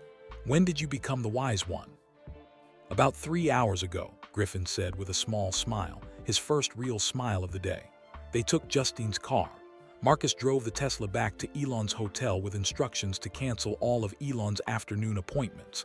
As they buckled in, Griffin in the back, his parents in the front, there was a moment of profound awkwardness. When was the last time the three of them had been alone in a car together? 2 years. 3. Justine started the engine. Pop music played softly from the speakers, a station clearly set for a 9-year-old's taste. So, Elon said, turning to look at Griffin in the backseat, what flavor are you getting? Mint chocolate chip, Griffin answered immediately. Always mint chocolate chip. Really? Elon looked surprised. When did that become your favorite? I thought you were all about vanilla. Griffin shrugged. That was when I was 7, Dad. It's been mint chocolate chip for like a year now. The statement hung in the air, a gentle indictment. A year. His favorite ice cream had changed a year ago and Elon hadn't known. Well, Elon said, his voice carefully casual, good to know. Mint chocolate chip. I'll remember that. What's your favorite, Dad? Elon paused. When was the last time anyone had asked him about his ice cream preference? When was the last time he'd eaten ice cream at all? I honestly don't remember. It's been a long time since I've just gone out for ice cream. Then you should try a bunch of flavors today, Griffin suggested. You can get one of those flight things where they give you little samples of everything. A flight, Elon repeated, amused. Like a beer flight but for ice cream. Exactly. Justine navigated through Austin traffic, listening to her ex-husband and son talk about ice cream flavors, and felt something loosening in her chest. This was normal. This was what she'd wanted for Griffin all along. The ability to just be a kid with his parents, talking about mundane things without the weight of adult complications crushing down on every interaction. They pulled into the parking lot of Amy's Ice Cream, a local Austin institution. It was the middle of a weekday afternoon, so the shop wasn't too crowded, just a few other families and some university students taking a study break. As they walked toward the entrance, Elon instinctively reached for his phone to check messages. Justine noticed, and so did Griffin. The boy's face started to fall, that familiar resignation settling over his features. But then Elon stopped. He looked at his phone, then at Griffin, then deliberately powered it off completely and put it in his pocket. That can wait, Elon said. This can't. Griffin's eyes went wide. You turned off your phone. You never turn off your phone. New policy, Elon said. When I'm with you, I'm really with you. No phones, no emails, no emergencies unless the building is literally on fire. What about rocket emergencies? Griffin asked, half joking. The rockets can wait. They'll still be there later. Elon held the door open for his family. My kid having ice cream is more important than my rockets. Inside the shop, the teenage girl behind the counter did a visible double take when she recognized Elon Musk. She elbowed her coworker, who also stared. Whispers started rippling through the shop. Elon noticed and tensed, preparing for the inevitable requests for photos or autographs. But before anyone could approach, Griffin stepped forward confidently. Can I get mint chocolate chip in a waffle cone, please? The teenage girl blinked, then focused on Griffin. Sure thing, 1 scoop or 2. 2, please. You got it. She started scooping, grateful for something normal to do. Justine ordered strawberry. Elon, true to Griffin's suggestion, ordered a flight, 6 small scoops of different flavors. They paid, found a table by the window, and sat down together. For several minutes, they just ate ice cream in companionable silence. Griffin worked on his cone methodically, licking around the edges to prevent drips.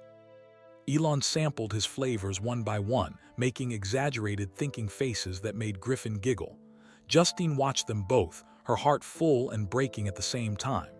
"So," Griffin said after finishing half his cone, "what happens now?" "Now," Justine repeated. "Yeah, like we had the big talk at school, we looked at all my drawings, you both said you're going to do better, but what does that actually mean? What changes?" It was such a direct, practical question, so typically Griffin, who'd inherited his father's need to understand systems and processes. Elon set down his spoon. "That's a really good question. Want to make a list?" "A list?" Griffin looked interested. "Yeah, things that are going to change starting now. Actual concrete things, not just promises." Elon pulled a napkin toward him and produced a pen from his pocket. Apparently he carried pens everywhere, even to ice cream shops.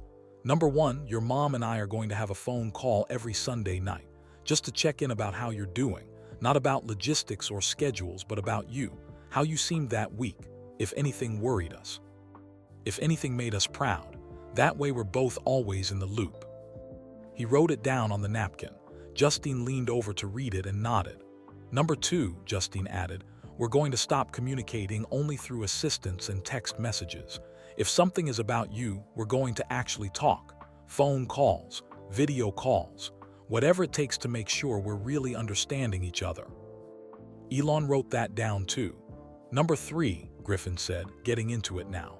Can you both come to my soccer games, together, not sitting on opposite sides of the field pretending the other person doesn't exist?" Both parents flinched at the accurate description. "Yes," Justine said. "We can sit together. We can be civil. We can act like 2 adults who both want to watch their kid play soccer." "And not check your phones during the game," Griffin added, looking at his father.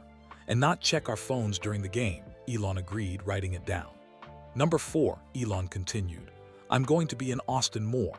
I'm going to arrange my schedule so that I can be here at least 1 full week per month, maybe more. I'll get a proper place here, not just a hotel. Somewhere you can actually keep your stuff, have your own room, feel at home." Griffin's eyes lit up. "Really? Your own place here?" "Really? I've been thinking about it anyway for business reasons, but now it's personal too. I need to be where you are more often." "Number 5, Justine said thoughtfully, we need to make the custody schedule more flexible. Right now it's rigid, week on, week off. But what if you have a school project you want to work on in one place? Or what if you just need a break from switching houses? We should be able to adjust based on what you need, not just stick to an arbitrary calendar." "Is that allowed?" Griffin asked. "I thought custody schedules were like laws." "They're guidelines," Elon explained. "And when both parents agree, we can be flexible. The schedule exists to protect you and make sure you have time with both of us. But if the schedule itself is causing stress, we can change it." "What if?" Griffin hesitated, poking at his melting ice cream. "What if sometimes I just want to stay put for a while? Like, maybe spend 2 weeks at one house instead of switching every week?" "Then you can do that," Justine said immediately. "As long as you're seeing both of us regularly and nobody's being shut out, we can make it work." Griffin looked relieved. "I didn't know I was allowed to ask for that." "You're allowed to ask for anything," Elon said. "We might not always be able to say yes, but you're always allowed to ask." They continued building the list. Number 6, weekly video calls when Elon was traveling, no matter what time zone he was in. Number 7, both parents would attend major school events together, concerts, plays, parent-teacher conferences. Number 8, Griffin would see a therapist who specialized in helping kids deal with divorce. No pressure to talk about anything he wasn't ready to discuss. Number 9, family dinners at least twice a month with both parents present even if it was awkward. By the time they finished, the napkin was covered in Elon's cramped handwriting. "This is a good list," Griffin said, studying it seriously. "But what if you forget? What if things go back to how they were?" "Then you remind us," Justine said. You show us this napkin, which I'm going to take a picture of right now, and you say, hey, you promised. We might mess up sometimes. We're human, but if you call us on it, we'll fix it. Justine pulled out her phone and photographed the napkin from multiple angles. Then she texted the photos to Elon. Now we both have it. No excuses. Griffin took a deep breath, then asked the question that had clearly been weighing on him. Are you guys going to be okay doing all this? Like, I know you don't really like each other anymore. Won't it be hard? Elon and Justine looked at each other, really looked at each other for the first time in years without the filter of resentment or hurt or history. Honestly, Justine said, yeah, it's going to be hard. Your dad and I have a lot of complicated history. We've hurt each other. We've disappointed each other. We've grown into different people than we were when we got married. But Elon continued, hard doesn't mean impossible, and hard doesn't mean not worth it. You're worth it, Griffin. Every awkward conversation, every uncomfortable dinner, every soccer game where your mom and I have to make small talk, you're worth all of it. What if you start fighting again? Griffin's voice was small. Then we'll fight, Justine said simply. But not in front of you, and not about you. If your dad and I have disagreements, which we will because we're very different people, we'll handle them like adults privately. You'll never be put in the middle of our conflicts again. That's a promise. And if we can't work something out ourselves, Elon added, that's what Dr. Santos's co-parenting counseling is for. We'll have a professional helping us navigate the hard stuff. Griffin absorbed this, his cone now mostly melted into a sticky mess in his hands. Justine handed him napkins without him having to ask, the automatic gesture of a mother who knew her child's needs. I have one more thing for the list, Griffin said quietly. What's that? Elon asked, pen poised. Can you guys please stop feeling so guilty? I know you feel bad about the divorce. I know you feel bad about messing up.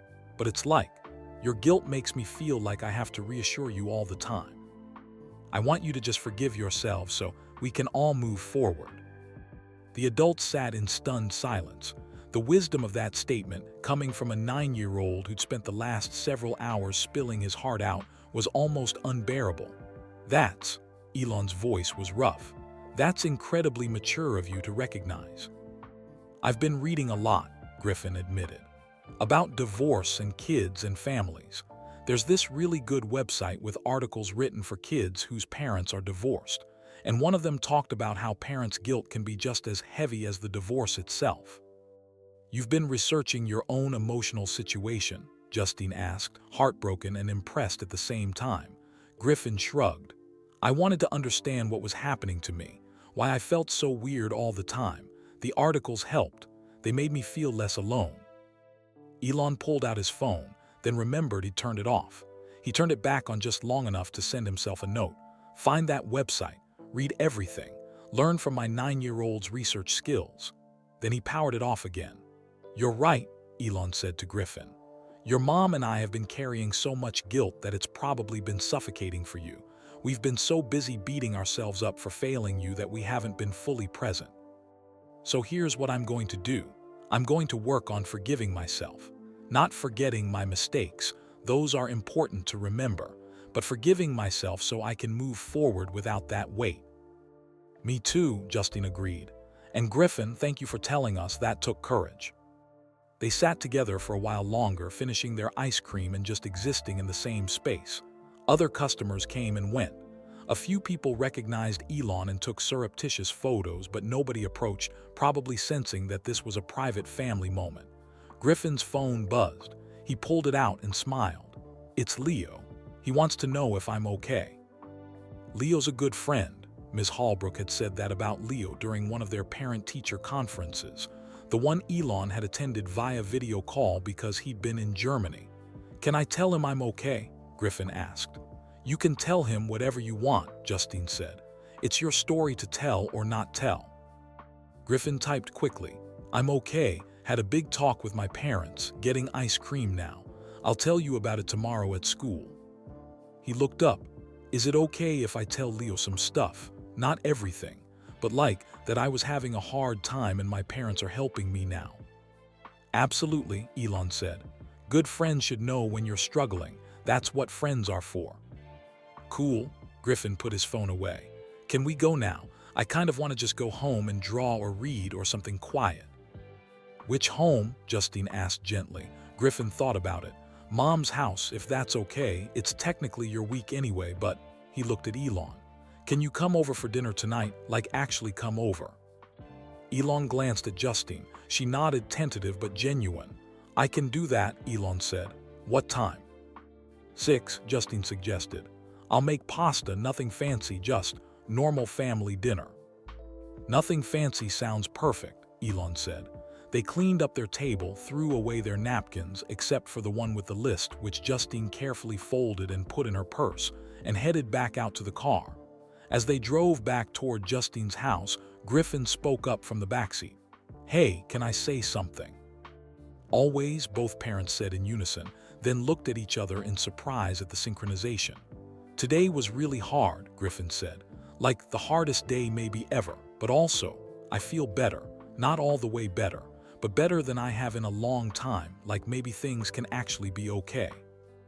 "They can be," Justine said, catching his eye in the rearview mirror. "They won't always be easy, but they can be okay." "And Griffin," Elon turned around to face his son, "thank you for calling your mom last night, for being brave enough to fall apart, for showing us your drawings, for trusting us with your pain. You didn't just help yourself today. You helped me realize I need to be a better father, and that's a gift." Griffin smiled, a real genuine smile that reached his eyes. "You're welcome, but Dad." "Yeah. You're not a bad father. You're just a father who's learning. That's different." From the driver's seat, Justine had to blink back tears. When had her baby gotten so wise? They pulled up to Justine's house, a modest but comfortable home in a quiet neighborhood, nothing like the sprawling properties Elon owned. But it was warm and lived in, with toys still scattered in the yard from Griffin's younger siblings. 6 o'clock, Elon confirmed, standing on the driveway as Griffin and Justine headed toward the front door. 6 o'clock, Justine agreed. "And Elon, thank you for coming. For really showing up." "I should have shown up like this a long time ago," Elon said. "Maybe," Justine said, "but you're showing up now, that's what matters." As Elon walked back to the car where Marcus was waiting to drive him to his hotel, he pulled out his phone. It was flooded with messages. His assistant asking about rescheduled meetings, his brother asking if everything was okay, several urgent emails marked high priority. He ignored all of them. Instead, he opened his notes app and wrote, "Today I learned my 9-year-old son has been drowning, and I was too busy to notice. Today I learned that success in business means nothing if you fail as a parent. Today I learned that sometimes the bravest thing you can do is admit you were wrong and commit to doing better. Today I learned I have a lot to learn." He saved the note and titled it, "Griffin, April 16th, the day everything changed." Then he turned his phone off again, because in 3 hours he had a dinner to attend. His first family dinner with his ex-wife in 3 years, and this time he was going to be fully present. No phones, no emergencies, no excuses, just a father learning how to be what his son needed all along. Back at Redwood Academy, 4:30 p.m. Ms. Hallbrook sat at her desk grading papers, but her mind was elsewhere. She kept thinking about Griffin's notebook, about all those drawings documenting months of silent suffering. How many other students in her class were hiding similar pain behind perfect behavior? Her phone rang. Principal Chen. "Patricia, can you come to my office? I've got coffee and I'm starting that protocol review we discussed. I'd like your input." "I'll be right there." As she walked down the now empty hallways, students long gone for the day, she passed classroom 3B. She paused at the door and looked inside at Griffin's empty desk. Tomorrow he'd be back, hopefully lighter, hopefully starting to heal. And she'd be watching, ready to catch him if he started to fall again. Because today had taught her something important. Sometimes breaking the rules was the most important thing a teacher could do. Sometimes saving a child mattered more than following protocol. And sometimes the bravest thing you could do was trust your gut, even when every policy said otherwise. She smiled and headed toward Principal Chen's office, ready to help create a better system, one that wouldn't let another Griffin slip through the cracks. Ms. Hallbrook carried that thought with her through the protocol review meeting, through her drive home, and through the next 3 weeks as she watched Griffin with careful, caring eyes. She wasn't the only one watching. Dr. Santos checked in with him twice a week. Principal Chen made a point of greeting him by name every morning. Even the lunch staff noticed when he seemed quieter than usual and made sure he knew they cared. But the real test, the real measure of whether that difficult day in the conference room had changed anything, came 3 weeks later on a Thursday afternoon at 3 p.m. Griffin's soccer game. 3 weeks later, May 7th, 2:45 p.m. Griffin stood in the locker room at Austin Youth Soccer Complex, pulling on his blue and white jersey. His hands were shaking slightly, but not from nerves about the game. He was nervous about something else entirely. "Dude, you okay?" Leo was lacing up his cleats on the bench beside him. "You've been weird all day." "I'm fine," Griffin said automatically, then caught himself. "No more automatic, I'm fine." That was the old Griffin. "Actually, I'm nervous, but not about soccer." "About what then?" Griffin took a deep breath. Over the past 3 weeks, he'd told Leo some of what happened, not everything, but enough. About the panic attack, about his mom coming to school, about the big talk with his parents. Leo had been understanding, never pushing for details Griffin wasn't ready to share. "Both my parents are coming today," Griffin said. "Together. They're going to sit together and watch the game together, and what if it's weird? What if they're uncomfortable?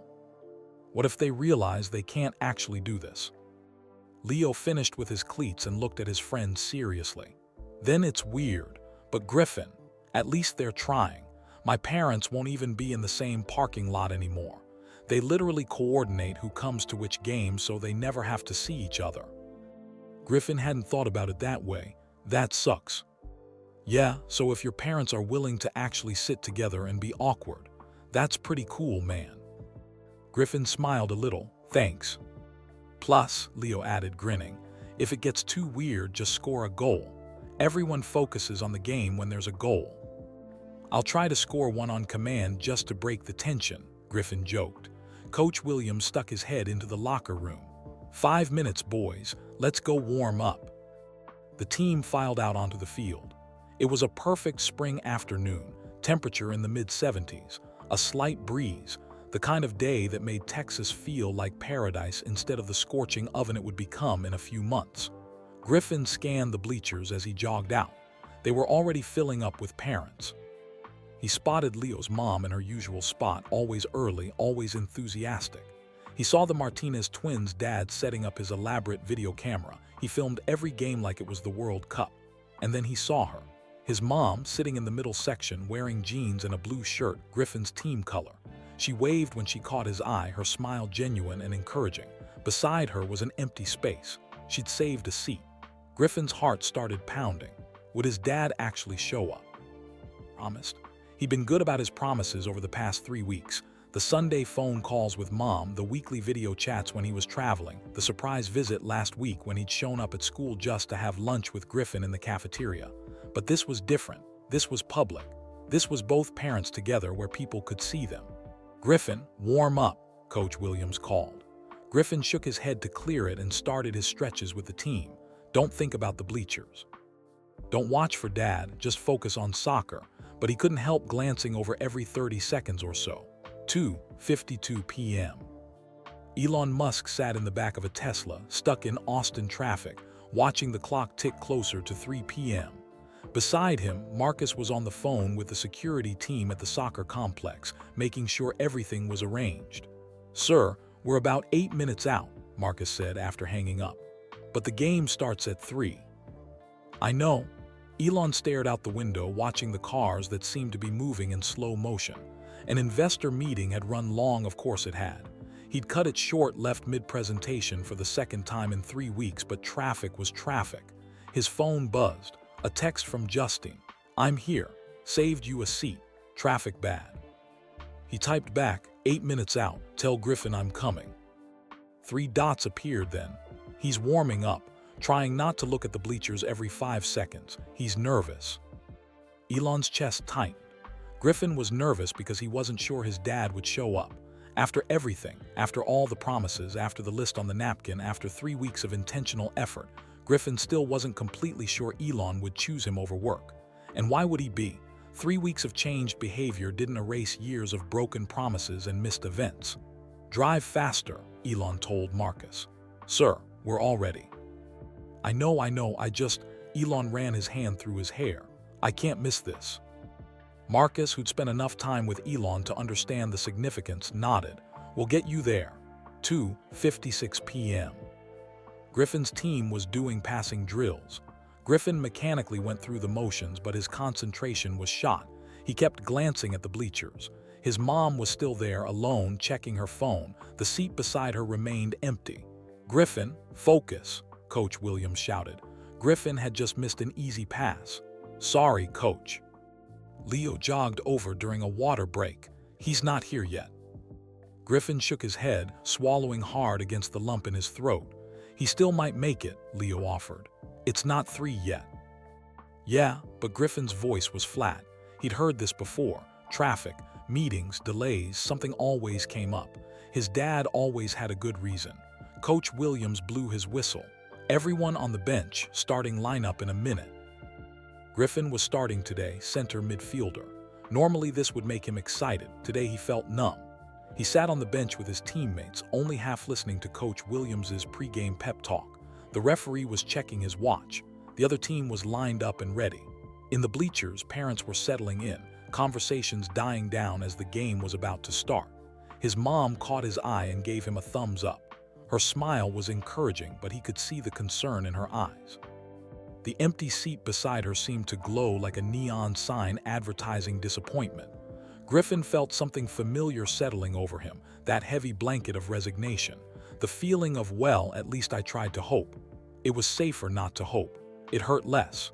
2:59 p.m. "There," Marcus pointed. "That's the parking lot entrance." They swung into the soccer complex with 1 minute to spare.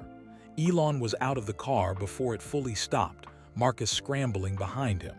"Sir, let me check the security situation." "No time." Elon was already running toward the field. He could hear a whistle blowing. The game was starting. No. He ran faster than he'd run in years, his expensive shoes kicking up dust from the parking lot, his suit jacket flapping behind him. He probably looked ridiculous, a billionaire in a three-piece suit sprinting across a youth soccer complex. But he didn't care. He rounded the corner of the concession stand and the field came into view. The referee had the ball. The players were in position, but they hadn't kicked off yet. Some delay, some last-minute check. Elon spotted Justine in the bleachers. She saw him at the same moment and stood up, waving, pointing to the saved seat. And on the field, Griffin saw his father running toward the bleachers. 3:00 p.m. Griffin watched his dad sprint across the grass, saw him take the bleacher steps 2 at a time, saw him collapse into the seat beside Mom just as the referee blew the whistle for kickoff. Elon looked up, found Griffin on the field and raised both hands in the air in a gesture of triumph and apology combined. Griffin couldn't help it. He laughed. Actual laughter that burst out of him right there in the middle of the field. His dad had made it. He'd actually made it. He looked completely ridiculous in his suit, sweating and out of breath, but he was there. "Griffin, head in the game," Coach Williams called, but he was smiling. He'd noticed the reunion in the bleachers. Griffin nodded, turned his attention to the game, and felt something light and buoyant in his chest. Hope. Real hope this time. The game started. 3:02 p.m. In the bleachers, Elon was trying to catch his breath. Justine handed him a water bottle without comment. He drank gratefully. "You made it," she said softly. "Barely. Traffic was." He stopped. "No excuses. I should have left the meeting earlier. I cut it short, but not short enough." "But you made it," Justine repeated. "That's what matters." They sat in silence for a moment, watching the game. It felt surreal, sitting beside each other, watching their son play soccer like they were a normal divorced couple with a functional co-parenting relationship. "This is weird, right?" Elon said quietly. "Super weird," Justine agreed. "But good weird." "Yeah, good weird."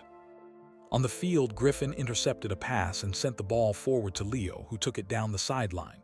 Parents cheered. Elon and Justine cheered too, their voices mixing with the crowd. "He looks good," Elon observed. "More confident than the last game I saw." "You haven't been to a game in," Justine started, then caught herself. No accusations, they were moving forward. "He's been practicing a lot, and he's been lighter these past few weeks, happier." "The therapy's helping." "I think so. He doesn't tell me everything they talk about, which Dr. Santos says is actually healthy, but he seems more willing to talk to me in general. like he's not constantly editing himself anymore. Elon nodded. Same with me. Last week when I visited, he actually complained about his math homework. Just a normal kid complaint. It was the best thing I'd ever heard. Justine smiled. The bar is low when you're celebrating your kid complaining. But it means he feels safe enough to complain. That's huge. They fell into watching the game, occasionally commenting on plays, settling into an uncomfortable but functional rhythm. Other parents in the bleachers had noticed Elon Musk's presence. Phones were discreetly raised for photos. Whispers rippled through the crowd, but nobody approached. There was something about the way he was focused entirely on the field that discouraged interruption. Leo's mom, Maria Martinez, climbed up to their row during a break in the action. Justine, good to see you. And you must be Griffin's father. Elon, he said, shaking her hand. You're Leo's mom. Griffin talks about Leo all the time. They're good friends, Maria said warmly. Leo's been really supportive during a tough time for Griffin. We're grateful for that, Justine said sincerely. Good friends make all the difference. They do, Maria agreed. Then, with the boldness of someone who'd lived through her own divorce, she added, It's good to see you both here together. Not enough parents manage it. Good for you. After she left, Elon looked at Justine. Do people know about what happened at school? Some people know something happened, Justine said carefully. The school has been discreet, but you know how these things work. Parents talk, kids talk. I'm sure there are rumors. Does Griffin care? I don't think so. He's been more open with Leo and a few other close friends. He's not broadcasting his business, but he's not hiding it either. Dr. Santos says that's healthy too, being selective about who he trusts with his story, but not pretending everything's perfect. On the field, Griffin was setting up for a corner kick. The ball arced through the air. Griffin jumped, headed it, and sent it sailing toward the goal. It hit the crossbar and bounced away, so close. Good effort, Griffin, Elon shouted, surprising himself with the volume of his voice. He wasn't usually the shouting at sporting events type. Griffin gave him a quick thumbs up before running back into position. You're getting into it, Justine observed, amused. I'm trying, Elon admitted. I never played sports as a kid. I don't really understand soccer strategy, but I'm learning. The strategy is simple. Get the ball in the goal more times than the other team, Justine said with a smile. Ah, yes, profound. They actually laughed together, a brief, genuine moment of shared humor. It felt strange and natural all at once. The first half progressed. Neither team scored, but it was competitive. Griffin was playing well, not brilliantly, but solidly. He was present in the game, focused, connected with his teammates. He didn't glance at the bleachers every 30 seconds like he had during warm-ups. 3:28 p.m. halftime. The teams broke for halftime. Griffin grabbed a water bottle and sat with his teammates, listening to Coach Williams' adjustments for the second half. But his eyes kept drifting to the bleachers. His parents were talking, actually talking. His mom said something and his dad laughed. Then his dad said something and his mom nodded thoughtfully. They looked like people, just two people having a conversation. Is that really your dad? One of Griffin's teammates, a kid named Marcus, asked. Like the real Elon Musk. Yeah, Griffin said simply. That's so cool. Is he going to buy the soccer league? Is he going to put rockets in our shoes so we can run faster? Griffin couldn't help but laugh. No, dude, he's just here to watch me play. Oh, Marcus looked almost disappointed, then brightened. Well, that's pretty cool too, I guess. Leo caught Griffin's eye and grinned. Griffin grinned back. Yeah, it was pretty cool. 3:35 p.m. second half. The game resumed. 5 minutes in, Leo made an incredible run down the right side, drawing two defenders. He crossed the ball to Griffin, who was positioned perfectly at the top of the penalty box. Time seemed to slow down. Griffin watched the ball arc toward him. He positioned his body, drew back his foot, and kicked. The ball flew straight and true, hitting the back of the net before the goalkeeper could react. Goal. The bleachers erupted. Griffin's teammates mobbed him, shouting and cheering. Coach Williams pumped his fist. And in the stands, Elon and Justine were on their feet, screaming louder than anyone. Griffin extracted himself from his celebrating teammates and looked at the bleachers. His parents were hugging each other, an instinctive, spontaneous embrace that probably shocked them both. When they realized what they were doing, they pulled apart quickly, awkwardly, but they were both smiling. and they were both looking at him with identical expressions of pride and joy. Griffin felt something break open in his chest, something that had been sealed tight for so long. He'd scored goals before, but he'd never had both parents there to see it. He'd never had both of them celebrating together. It was such a small thing, just a moment. Just a goal in a youth soccer game that wouldn't matter to anyone outside of this field. But to Griffin, it was everything. 3:52 p.m. The game ended 2-1. Griffin's team won. Griffin had scored one goal, Leo had scored the other. As the team shook hands and Coach Williams gave his post-game talk, Griffin kept glancing at the bleachers. His parents were still there, still sitting together, still talking. "Great game, Griffin," Coach Williams slapped him on the back. "That goal was textbook. I'm proud of you." "Thanks, Coach." "Your parents made it this time. Both of them." Coach Williams had been coaching Griffin for 2 years. He'd seen a lot of games where only one parent came, or neither because of scheduling conflicts. "That's good to see." Griffin just nodded, not trusting his voice. The team dispersed, running toward their families. Griffin walked slowly toward the bleachers, suddenly nervous again. The game was over. Now came the potentially awkward part. What did you do with two parents who weren't together but were trying to pretend this was normal? But as he approached, Elon and Justine stood up and walked down from the bleachers together, meeting him at the edge of the field. "That goal," Justine said, pulling him into a hug. "Griffin, that was incredible." "Nice work," Elon added when Justine released him. "The way you positioned yourself for that pass, you read the field perfectly." Griffin ducked his head, embarrassed but pleased. "Leo set it up. I just had to finish." "Don't undersell yourself," Elon said. "You've been practicing, it shows." They stood there, the three of them, and the moment stretched out, comfortable and uncomfortable all at once. "So," Griffin said finally, "what now?" "Now," Justine looked at Elon. "I don't know, we didn't really plan past the game." "Want to grab food?" Elon suggested. "All of us, celebrate the win." Griffin held his breath. Food together meant extending this. It meant choosing to spend more time in each other's presence beyond the minimum required. Justine hesitated. Griffin could see her weighing it, but then she nodded. "Sure. Where do you want to go, Griffin?" "Pizza," Griffin suggested hopefully. "Pizza works," Elon agreed. They started walking toward the parking lot. Leo ran up, his mom trailing behind. "Dude, that goal," Leo high-fived Griffin. "We crushed them." "Team effort," Griffin said, but he was grinning. Maria Martinez caught up. "You boys played wonderfully." "Griffin, your parents were so loud in the stands. I think everyone in Austin heard them when you scored."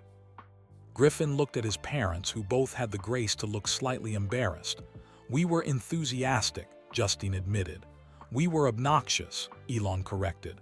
"But in our defense, it was a great goal." Maria laughed. "Well, we're heading to Penthouse Pizza if you're looking for a place. They have arcade games. The boys love it there."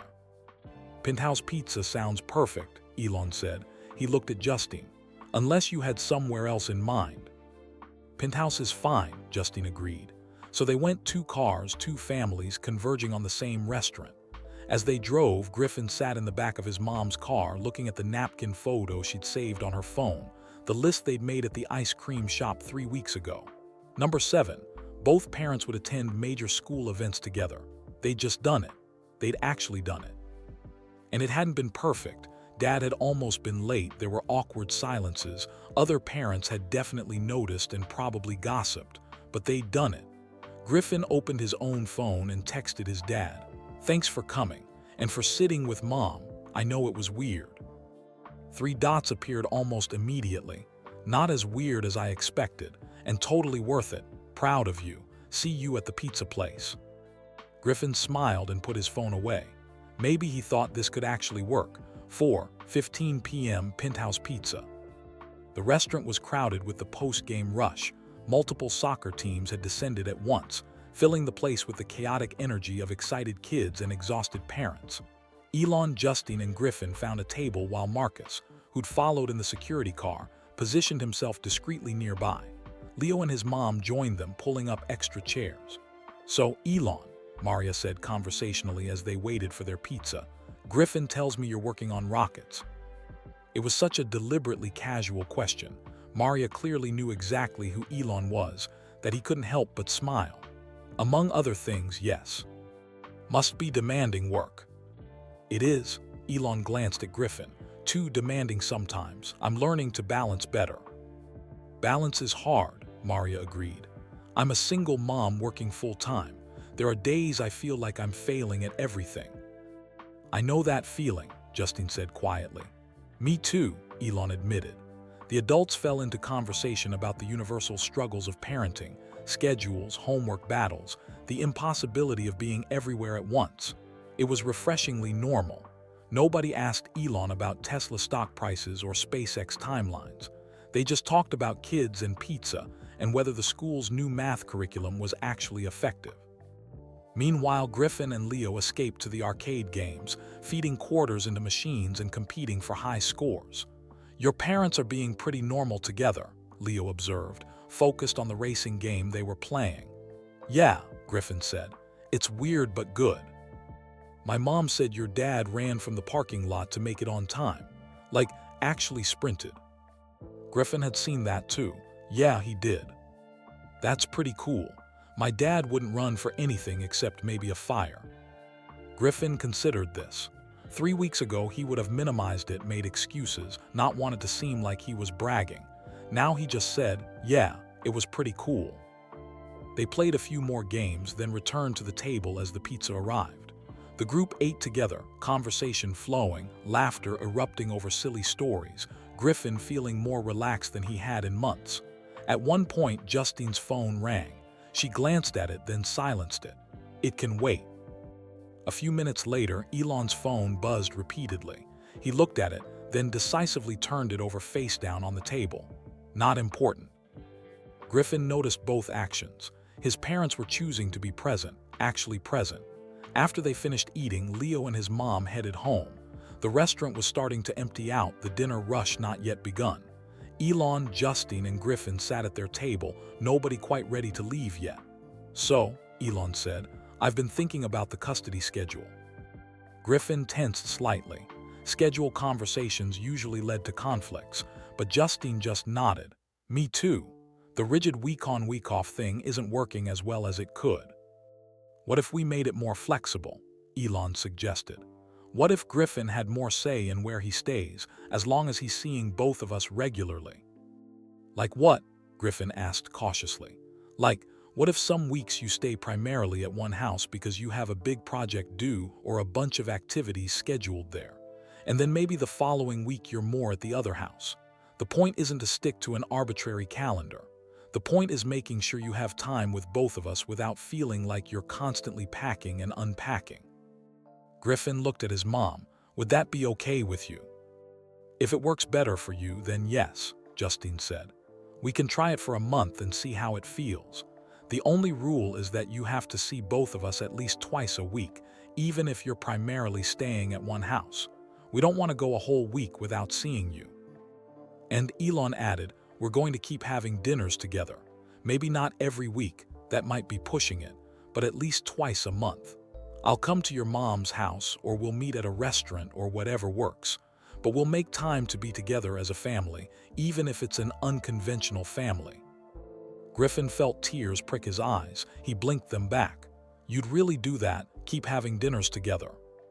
We really would, Justine confirmed. It's not easy for us. Your dad and I have a complicated history, but you're more important than our discomfort. Way more important, Elon agreed. Griffin nodded, not trusting himself to speak. They sat in comfortable silence for a moment, then Justine checked her watch. I should probably get Griffin home. School night, homework to finish. Right, Elon stood up. Griffin, I'm flying to California tomorrow, but I'll be back Friday. Want to do something this weekend, just you and me? Yeah, Griffin said. Can we go to that science museum you keep promising to take me to? Absolutely, it's a date. Elon looked at Justine. Is Saturday okay? I'll have him back by dinner. Saturday works, Justine confirmed. They walked out to the parking lot together. The sun was starting to set, painting the Texas sky in shades of orange and pink. At Justine's car, there was an awkward moment where nobody quite knew how to say goodbye. Finally, Elon just said, thank you for letting me come to dinner, for sitting with me at the game, for trying. "Thank you for showing up," Justine replied. "For really showing up." They stood there, former spouses who'd hurt each other deeply, trying to figure out how to be something new, co-parents who actually cooperated. Griffin, watching them, made a decision. He stepped between them and pulled them both into a hug, one parent on each side. For a moment, they formed a circle again, broken but mending, imperfect but trying. "I love you both," Griffin said into the hug, "even when it's complicated." "We love you too," they said in unison. When they pulled apart, Griffin saw that his mom was crying and his dad was blinking rapidly like he had something in his eye. "Okay," Griffin said, trying to lighten the mood. "This is getting sappy. I'm going to get in the car now before we turn into a greeting card commercial." That made them laugh, genuine, surprised laughter. Griffin climbed into the car, buckled his seatbelt, and waved to his dad as his mom started the engine. As they drove away, Griffin looked back to see his father still standing in the parking lot, watching them go, his hand raised in farewell. And for the first time in as long as Griffin could remember, driving away from one parent to be with the other didn't feel like falling through empty space. It just felt like going home. Because maybe, Griffin thought, home wasn't about which house you were in. Maybe home was about knowing you were loved in both places. Maybe home was about parents who tried, even when it was hard. Maybe home was about a goal scored with both parents cheering in the stands. Maybe home was about a pizza dinner where everyone actually talked and laughed. Maybe home was about broken things being slowly, carefully put back together in a new way. "Good game today, sweetheart," his mom said, catching his eye in the rearview mirror. "Thanks, Mom. Your dad was really happy he made it." "I know," Griffin smiled. "I was too." They drove through the Austin evening, the radio playing softly, both of them content in the comfortable silence. And behind them in the parking lot, Elon Musk stood watching until the car disappeared around a corner. Then he turned to Marcus. "Clear my schedule for Friday, all of it. I'm spending the whole day in Austin." "Sir, I have a science museum visit on Saturday, but Friday I want to surprise Griffin at school, take him to lunch. Be there when he gets on the bus, just be present." Marcus smiled. "Yes, sir, I'll make it happen." As they walked to their car, Elon pulled out his phone and looked at the photo of the napkin, the list of promises they'd made 3 weeks ago. They were keeping those promises. It wasn't perfect. It wasn't easy, but it was real.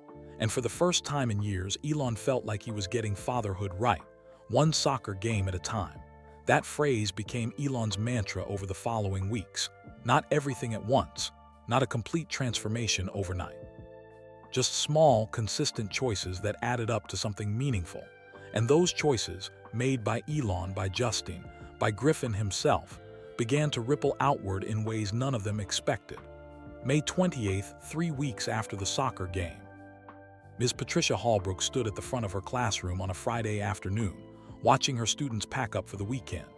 It was the familiar chaos of 23 9-year-olds eager for freedom, backpacks zipping, papers rustling, excited chatter about weekend plans. But Ms. Hallbrook's attention was on one particular student.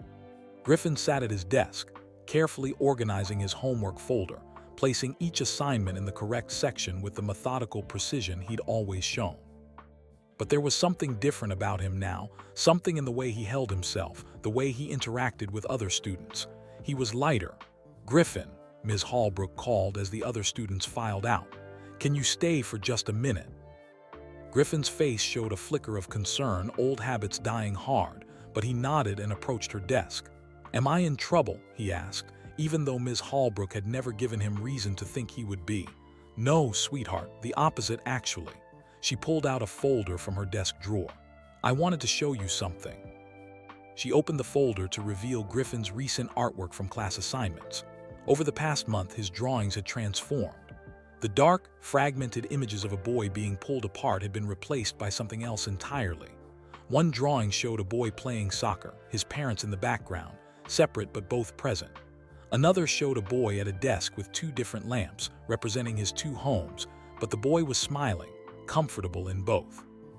A third showed a family tree with branches going in different directions, but all connected to the same strong trunk. "Do you see the difference?" Ms. Hallbrook asked gently. Griffin studied his own artwork. "I guess. I'm not split in half anymore." "Exactly. You're whole. You exist in two places with two parents who love you, and instead of being torn apart by that, you're learning to be fully yourself in both places. She closed the folder and looked at him seriously. Griffin, I'm so proud of you. What you did, asking for help, being honest about your struggles, that took incredible courage. And the progress you've made since then is remarkable. Griffin ducked his head, embarrassed but pleased. I had a lot of help. You did, but you were the one brave enough to accept that help. Not every kid does. Ms. Hallbrook paused, considering her next words carefully. Griffin, would you be willing to do something for me? Something that might help other kids who are struggling like you were. Like what? Principal Chen and I have been developing a new support group at school. It's for kids whose parents are divorced or separated. A safe space where they can talk about the challenges, share their experiences, know they're not alone. We were wondering if you'd be willing to participate. Not as a leader, you're too young for that, but just as someone who's been through it and is finding ways to cope. Griffin considered this. A month ago, the idea of talking about his family situation with other kids would have mortified him. But now, would Leo be in it? Griffin asked. His parents are divorced too. If he wants to be, yes. We're inviting several students. It's completely voluntary, and anything discussed in the group stays confidential. Can I think about it? Of course, talk to your parents about it this weekend. Let me know Monday. Ms. Hallbrook smiled. Now go catch your bus, have a good weekend. Griffin hoisted his backpack and headed for the door, then turned back. Ms. Hallbrook. Yes. Thank you for that day. For breaking the rules and taking me to see my mom. I know you could have gotten in trouble. Ms. Hallbrook's eyes misted. You're welcome, Griffin. Sometimes the most important rules are the ones we write in our hearts, not in policy manuals. Finn smiled, a real, genuine smile, and left. Ms. Hallbrook sat at her desk for a long moment after he'd gone, thinking about the past month. Griffin's transformation had affected her deeply, reminded her why she'd chosen teaching in the first place. But it had also affected other students. She pulled out another folder, this one containing a note from a student named Emma, who'd approached her last week with tears in her eyes, finally admitting that her parents' recent separation was tearing her apart. Emma had seen Griffin's transformation, had noticed he seemed happier, and had worked up the courage to ask for help herself. Then there was Marcus, the boy from Griffin's soccer team, whose own family struggles had suddenly felt more bearable when he realized even kids with famous parents faced the same challenges. And Sarah, the quiet girl who sat in the back row, who'd finally told the school counselor about her anxiety attacks after watching Griffin's bravery inspire her. One child's courage had created ripples. Ms. Hallbrook's phone buzzed. A text from Principal Chen. Can you come to my office when school's out? Want to discuss the support group rollout. She grabbed her coffee mug and headed down the hall, passing bulletin boards covered with student artwork, lockers plastered with stickers, the lived-in chaos of an elementary school. Principal Chen's office door was open. Dr. Santos was already there, along with two other teachers Ms. Hallbrook recognized from the protocol review committee they'd formed after Griffin's incident. Patricia, come in, Principal Chen said warmly. We were just discussing the support group launch. We've had 12 students express interest, and 5 parents have reached out asking if their children can participate. 12, Ms. Hallbrook was surprised. I didn't realize there were that many students dealing with divorce or separation issues. According to national statistics, about 40% of children will experience their parents' divorce before age 18, Dr. Santos said. In a school of 450 students, that could be nearly 200 kids. We're just seeing the tip of the iceberg, the ones who feel safe enough to come forward. The ones brave enough, Principal Chen corrected, like Griffin. Speaking of Griffin, Ms. Hallbrook said, I asked him today if he'd be willing to participate. He's going to talk to his parents this weekend. Good, Dr. Santos said. I think having students at different stages of the adjustment process will be valuable. Griffin's family situation is still far from perfect, but he's learning to cope. That's a realistic example for other kids who might think they have to have everything figured out before they can feel better. One of the other teachers, Mr. Richardson, spoke up. I want to suggest something.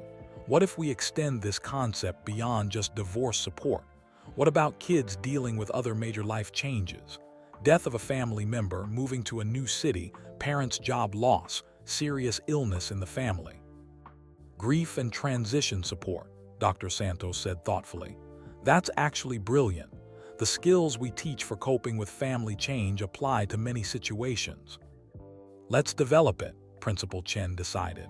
Patricia, you'll lead the divorce and separation group since you have personal experience with it.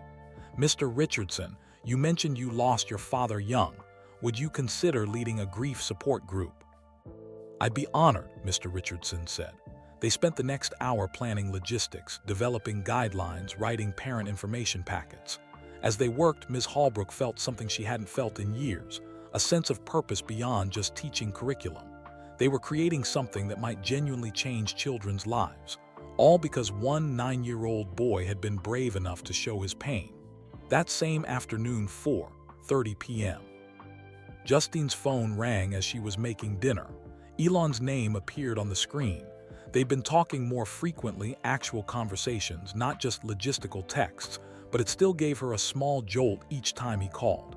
"Hey," she answered, balancing the phone on her shoulder while stirring pasta sauce. "Hey, is this a good time?" "I'm making dinner, but I can talk. What's up?" "I wanted to run something by you before I bring it up with Griffin."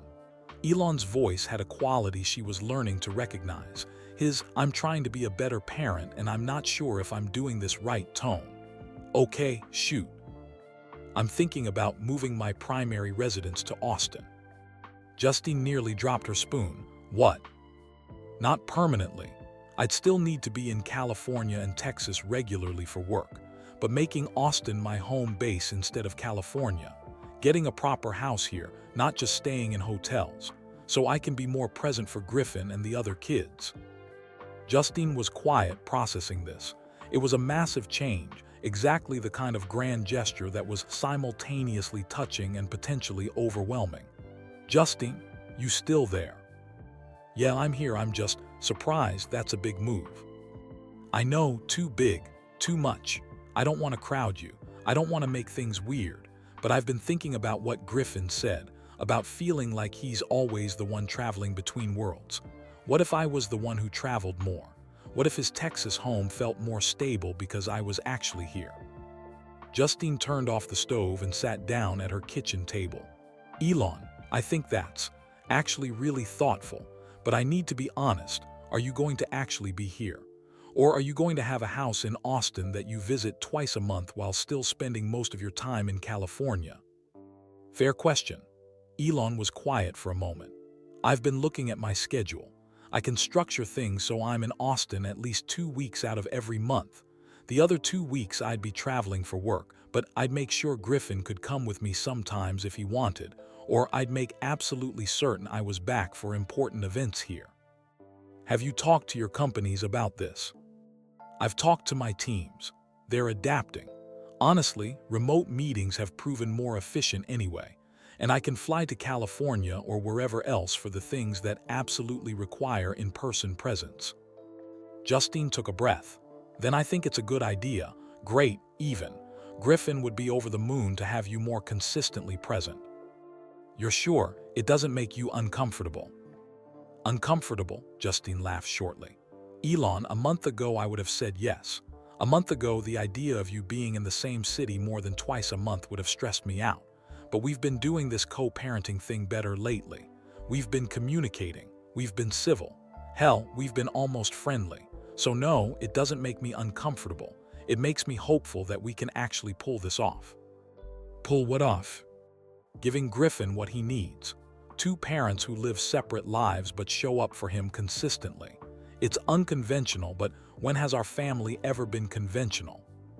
Elon laughed, genuine laughter that sounded relieved. "True. Okay.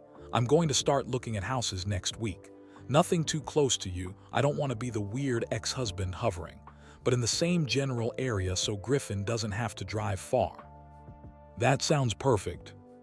They were quiet for a moment, both adjusting to this new reality. Justine. "Yeah.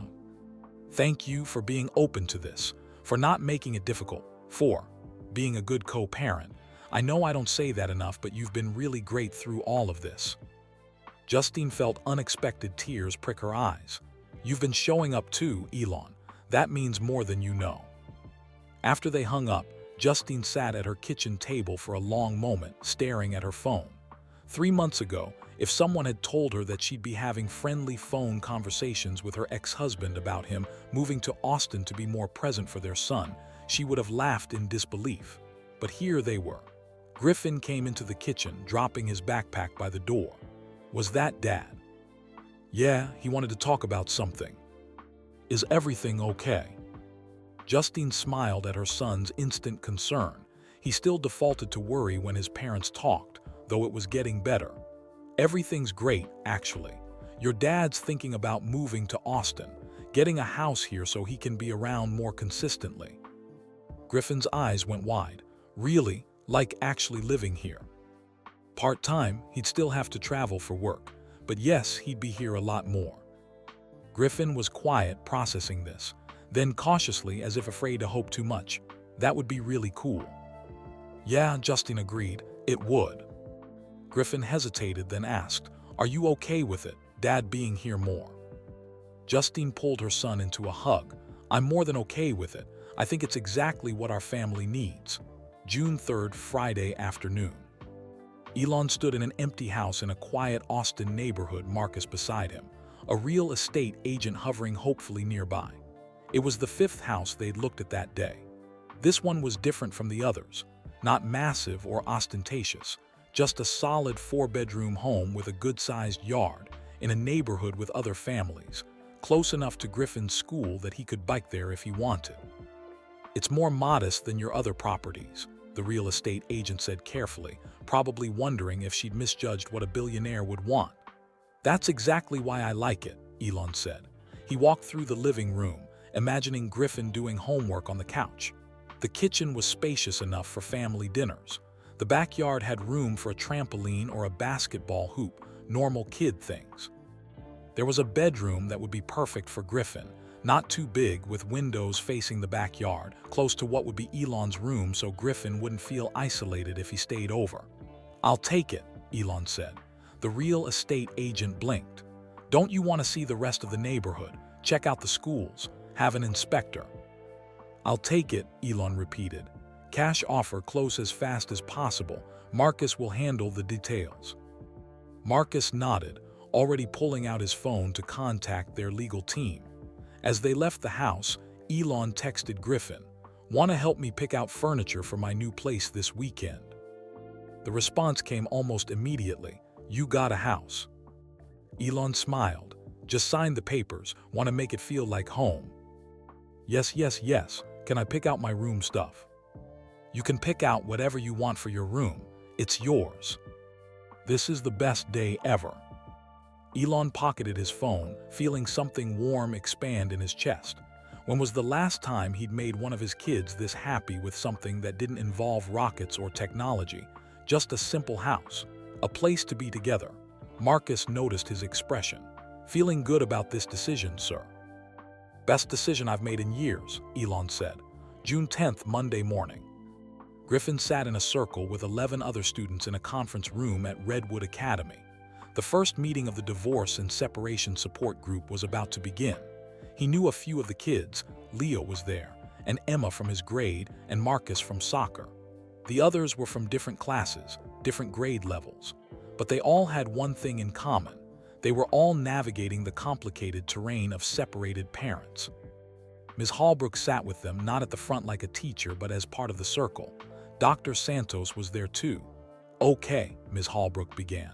First, let's establish some ground rules. Everything shared in this room stays in this room.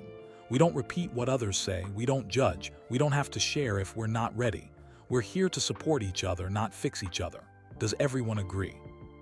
Nods all around. Good. Let's start with introductions. Just your name, your grade, and if you're comfortable, a one-sentence description of your family situation. I'll start. I'm Ms. Hallbrook and my parents divorced when I was 9. It was hard and it shaped a lot of my life, but I survived and so did my relationship with both my parents.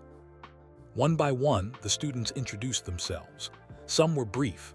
I'm Emma, 4th grade, my parents just separated. Others shared more. I'm Carlos, 5th grade, my parents have been divorced for 3 years and my dad just got remarried and I don't know how to feel about my stepmom. When it was Griffin's turn, he took a breath. I'm Griffin, 4th grade. My parents have been divorced for a few years. It's been really hard lately, but it's getting better. I had a big breakdown about a month ago and it was scary, but it helped because my parents finally understood what I was going through. Now we're all working on it together. Several kids nodded like they understood exactly what he meant. Thank you, Griffin, Ms. Hallbrook said. That's really brave to share. And I think what you just described, things getting worse before they got better, is something a lot of us can relate to. Sometimes we have to fall apart before we can start putting ourselves back together in a healthier way. They spent the hour talking about common challenges. Multiple kids mentioned feeling like they had to hide their stuff at one parent's house because bringing things back and forth was too complicated. Others talked about feeling guilty when they had fun with one parent, like they were betraying the other. Griffin was surprised by how much he related to everything being shared. He thought his experience was unique, but it turned out so many kids felt the same way. At the end of the session, Dr. Santos spoke up. Before we finish, I want to acknowledge something. Some of your situations might improve over time, like Griffin's is starting to. Others might stay difficult for a while. Both outcomes are okay. The goal isn't to fix your families. That's not your job. The goal is to give you tools to cope with whatever your family situation is, and to remind you that you're not alone. As they filed out, Leo walked beside Griffin. That was actually really helpful. Yeah, Griffin agreed. I thought it might be weird, but it was good to hear other kids get it. Emma was crying when she talked about her parents, Leo said quietly. I felt bad for her. Yeah, her parents just separated like a month ago. She's where I was. Maybe you could talk to her sometime, like tell her it gets better. Griffin considered this. A month ago he would have said no, would have felt like he wasn't qualified to help anyone, but now, yeah, he said, maybe I could do that. June 15th, Saturday. Griffin stood in the empty bedroom that would be his at his dad's new house. It was a blank canvas, white walls, hardwood floors, big windows letting in afternoon sunlight. So, Elon said from the doorway, what do you think? It's perfect, Griffin said honestly. Can I paint it? Any color you want. Griffin grinned. Blue, like space blue, dark blue with glow-in-the-dark stars on the ceiling. Space blue with glow-in-the-dark stars. Done, what else? They spent the afternoon planning. A desk for homework positioned by the window, shelves for books and Lego sets, a reading nook with bean bags, posters of rockets and planets, but also some of Griffin's own artwork, framed and hung like real art. This is going to be so cool, Griffin said, flopping onto the floor in the middle of the empty room. I can't believe you actually got a house here. Elon sat down beside him on the floor, both of them looking up at the ceiling that would soon be covered in stars. I should have done it years ago. It's okay, you're doing it now. They sat in comfortable silence for a moment. Dad.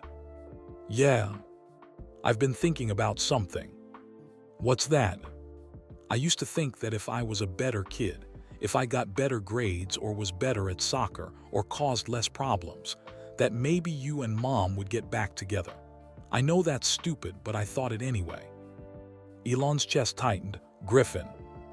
Wait, let me finish. I don't think that anymore. I get it now. You and Mom weren't right for each other. It wasn't about me. It was about you guys being different people who wanted different things, and that's okay. It hurt for a while, but I'm starting to see that divorce doesn't have to mean broken. It can just mean different. Elon had to clear his throat before he could speak. That's a very mature way of looking at it. Dr. Santos helped me figure it out, and seeing you and Mom actually work together these past few weeks helped too. You guys are never getting back together, but you're being a team for me. That's almost better in a way. How so? Griffin thought about it. Because it means you're choosing to be in each other's lives even though you don't have to be. When you were married, you kind of had to deal with each other. Now you're doing it because you want what's best for me. That feels more real somehow. Elon pulled his son into a hug. You're 9 years old. How did you get so wise? I read a lot, Griffin said. his voice muffled against Elon's shoulder. "And I have a good therapist." They laughed, still sitting on the floor of the empty room that would soon be filled with Griffin's things, Griffin's life, Griffin's presence. "I love you, Griffin," Elon said. "I know I don't say it enough. I'm going to work on that. But I love you more than rockets, more than companies, more than anything." "I love you too, Dad." Griffin pulled back to look at his father. "Even when you're busy, even when you mess up, even when things are complicated, I love you." "Even when things are complicated," Elon repeated. "That's going to be my new motto for parenting." They sat there a while longer, two people in an empty room that somehow felt full of possibility. For furniture and decorations, yes, but also for memories they hadn't made yet, conversations they hadn't had yet, moments of connection they were learning to create. Outside, the Austin sun moved across the sky, marking time's passage with long shadows across the hardwood floor. And in that empty bedroom in a quiet neighborhood, a father and son began the work of building something new. Not a reconstruction of what had been broken, but a creation of something different, something that acknowledged the pain of the past while embracing the possibility of the future. Something imperfect but honest, something complicated but real, something that, against all odds, might actually be okay. That evening, Justine's phone buzzed with photos from Elon. Griffin in various rooms of the new house, his face bright with excitement. Sketches of how Griffin wanted his bedroom decorated. A shot of Griffin and Elon sitting on the floor, both of them laughing. She smiled, feeling something she hadn't felt in years when thinking about Elon, genuine happiness for him. He was getting it right. They were both getting it right, not perfectly. They'd still have disagreements and awkward moments and days when co-parenting felt impossible, but they were trying. And in the trying, in the showing up, in the communication, in the willingness to be uncomfortable for Griffin's sake, they were creating something that might not be a traditional family but was a family nonetheless. Justine texted back, "He looks so happy. You're doing a great job." Elon's response came quickly, "We're doing a great job. Couldn't do this without you being willing to work with me." Justine stared at that message for a long time. Not I, not you. They were a team again. Not the way they'd been when they were married, but a different kind of team, one built on mutual respect for each other's role in their son's life, rather than romantic love. It was strange and unexpected and nothing like she'd imagined when they'd first signed the divorce papers, but it was working. And for Griffin's sake, for all their sakes, that was everything. She set down her phone and returned to her own evening, feeling lighter than she had in years. Outside, the Texas sky darkened to deep purple, then to black, stars emerging one by one. And in homes across Austin, in Justine's house, in Elon's new house, in Ms. Holbrook's apartment, in the homes of 12 children who were learning they weren't alone in their struggles, lights glowed warm against the darkness. Families, in all their varied and complicated forms, settled in for the night. Imperfect but trying. Broken but mending. Complicated but real. And sometimes that was more than enough. Sometimes that was everything. But everything didn't mean the story was over. It didn't mean all problems were solved or that Griffin's journey toward healing was complete. Real life doesn't wrap up neatly in a single moment of realization. Real healing happens slowly, with setbacks and breakthroughs, with ordinary days that matter just as much as the extraordinary ones. 6 months had passed since that day in the conference room. 6 months of therapy sessions and soccer games, family dinners and support group meetings, small victories and occasional struggles. And now, on a November afternoon, all of those threads were about to converge in a way that would reveal the true transformation, not just in Griffin, but in everyone his courage had touched. November 18th, Redwood Academy Parent-Teacher Conference Day. Principal Margaret Chen stood at the entrance to Redwood Academy, greeting parents as they arrived for the fall parent-teacher conferences. It was 2:30 p.m. on a Thursday, and the building buzzed with the organized chaos of dozens of families rotating through 10-minute meetings with teachers. She watched a familiar Tesla pull into the parking lot, followed moments later by a Honda SUV. Her heart lifted slightly. Right on time, both of them. Elon Musk stepped out of the Tesla, dressed more casually than he'd been 6 months ago, jeans and a button-down shirt instead of a suit. Justine emerged from her car, carrying a folder of Griffin's recent schoolwork. They met in the parking lot, exchanged a few words, and walked toward the building together. Not touching, not holding hands, but together. side by side. "Mr. Musk, Ms. Musk," Principal Chen greeted them warmly. "Griffin's conference is in conference room B. Ms. Holbrook is expecting you." "Thank you," Justine said. "And Margaret, thank you for everything these past months. The support group has been incredible for Griffin." "He's been incredible for the support group," Principal Chen corrected. "His willingness to share his experiences has helped so many other students find their voices." They made their way down the hallway, passing walls covered with student artwork, bulletin boards announcing upcoming events, the familiar landscape of their son's school. Other parents nodded politely, recognizing Elon but respecting his privacy, a small kindness that this school community had learned to extend. Conference Room B's door was open. Inside, Ms. Holbrook sat at a table with a comprehensive portfolio spread before her. But she wasn't alone. Dr. Santos was there too, and surprisingly, so was Griffin himself. Griffin wanted to be part of this conversation, Ms. Holbrook explained as Elon and Justine took their seats. "We've been working on having students advocate for themselves, and he asked if he could participate in his own conference. We thought it was a great idea." Griffin sat up straight in his chair, looking nervous but determined. He'd grown in the past 6 months, not just taller but more confident, more present in his own skin. "Hi, Mom. Hi, Dad," he said. "Hey, kiddo," Elon said, surprised but pleased. "This is new." "Dr. Santos said I should practice using my voice to talk about my own needs," Griffin explained. "And I have some things I want to say about school and stuff." "We're listening," Justine said, settling into her chair. Ms. Holbrook opened Griffin's portfolio. "Let's start with academics. Griffin, do you want to present your progress or should I?" "I can do it." Griffin pulled the portfolio toward him. "So, my grades are pretty good.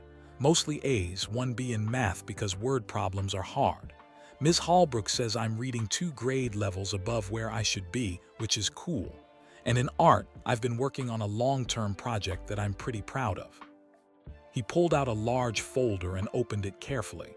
Inside was a series of drawings clearly related, clearly telling a story.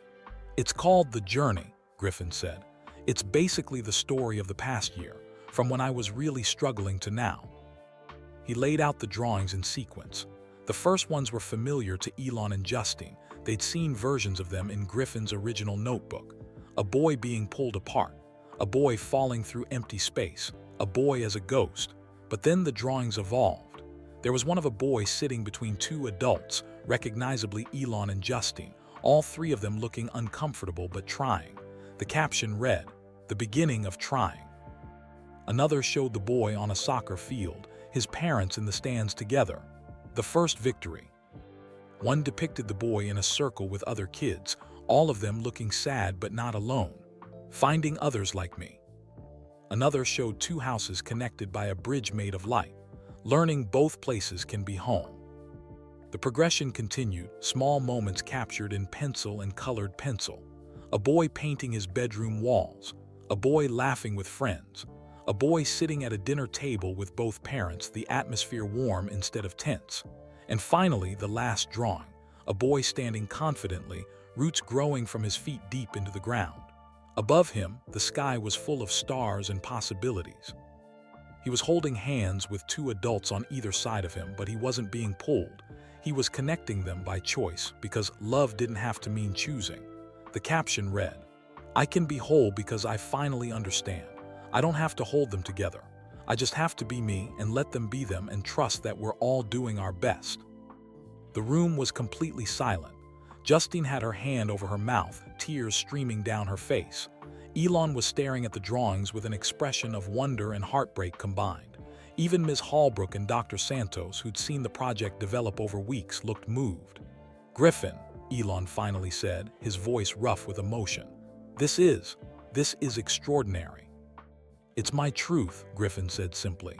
"Dr. Santos said art can be therapy, so I drew my therapy." "Can I ask you something?" Justine said, wiping her eyes. "The last drawing you wrote that you don't have to hold us together. Do you really believe that now?" Griffin nodded. "Yeah, I used to think it was my job to make you and Dad be okay with each other. Like if I was good enough or successful enough or needed you enough, you'd have to get along. But that's not how it works. You get along because you choose to, because you both decided I'm more important than your old hurt feelings. That's on you, not on me. When did you get so wise? Justine asked softly. Therapy, Griffin said with a small smile. Like a lot of therapy, also the support group, and also just time. It took time to figure this stuff out. Ms. Holbrook spoke up. Griffin's progress over the past 6 months has been remarkable, not just academically, though that's been excellent, but emotionally and socially, he's become a leader. Other kids in the support group look up to him. He's learned how to advocate for himself, how to ask for help when he needs it, and how to set healthy boundaries. Boundaries? Elon asked. Griffin looked a bit embarrassed but pushed forward. Yeah, like I learned I can say no to things. If you ask me to do something and I'm tired or stressed, I can say not today and it's okay. I don't have to be available all the time to prove I love you. That's huge, Dr. Santos interjected. 6 months ago, Griffin would have said yes to everything because he was afraid of disappointing either of you. Now he understands that taking care of his own needs isn't selfish, it's necessary. I'm so proud of you, Elon said to Griffin. Not for your grades or your artwork, though those are incredible. I'm proud of you for doing the hard work of healing. We both are, Justine added. Griffin ducked his head, pleased but still learning how to accept praise without deflecting it. There's something else we wanted to discuss, Ms. Holbrook said. Griffin, do you want to tell them or should I? I can do it. Griffin took a breath. So, Principal Chen wants to do an assembly about mental health and asking for help, and she asked if I would be willing to share my story. Not all the details. I wouldn't talk about you guys specifically or anything private, but just about how I was struggling and how asking for help changed things. What do you think about that? Justine asked carefully. I'm scared, Griffin admitted. Like, really scared. Speaking in front of the whole school sounds terrifying, but I also think maybe it could help other kids who are too afraid to ask for help. If they see that I did it and I'm okay, maybe they'll feel brave enough to do it too. You don't have to do it if you're not ready, Elon said firmly. No pressure from us or from the school. This is your story. You get to decide who to share it with. I know, that's what Ms. Holbrook said too, and I've been thinking about it for a week. I think I want to do it, but maybe not alone. Could someone be up there with me, like Ms. Holbrook or Dr. Santos? Absolutely, Dr. Santos said. I'd be honored to be up there with you. We can structure it however makes you most comfortable. Maybe I ask you questions and you answer, so it feels more like a conversation than a speech. That could work, Griffin said, looking relieved. When is this assembly? Justine asked. 2 weeks from now, Ms. Holbrook said, before Thanksgiving break. We want to end the semester on a note of hope and openness. We'll both be there, Elon said, looking at Justine for confirmation. She nodded immediately. Both of you? Griffin's face lit up. You'd both come. Of course, Justine said. If you're brave enough to stand up there and share your story, we're definitely brave enough to sit in the audience and support you. Griffin smiled, that genuine, unguarded smile that had become more frequent over the past months but still felt precious every time it appeared. Ms. Holbrook closed the portfolio carefully. I think that covers what we needed to discuss academically and socially. But before we end, I wanted to say something to all of you. She looked at Griffin, then at his parents, her expression serious but warm. 6 months ago, this family was in crisis. Griffin was drowning and his parents didn't fully understand why. What happened next, the courage it took for Griffin to ask for help, the humility it took for you two to admit you'd been getting it wrong, the commitment all three of you made to doing better, that changed everything. Not just for this family, but for this entire school. What do you mean? Elon asked. The support group Griffin participates in. It's been so successful that we've expanded it. We now have 3 different groups serving 38 students. The protocol changes we implemented after Griffin's situation. They've helped us identify and support a dozen other students who were struggling silently.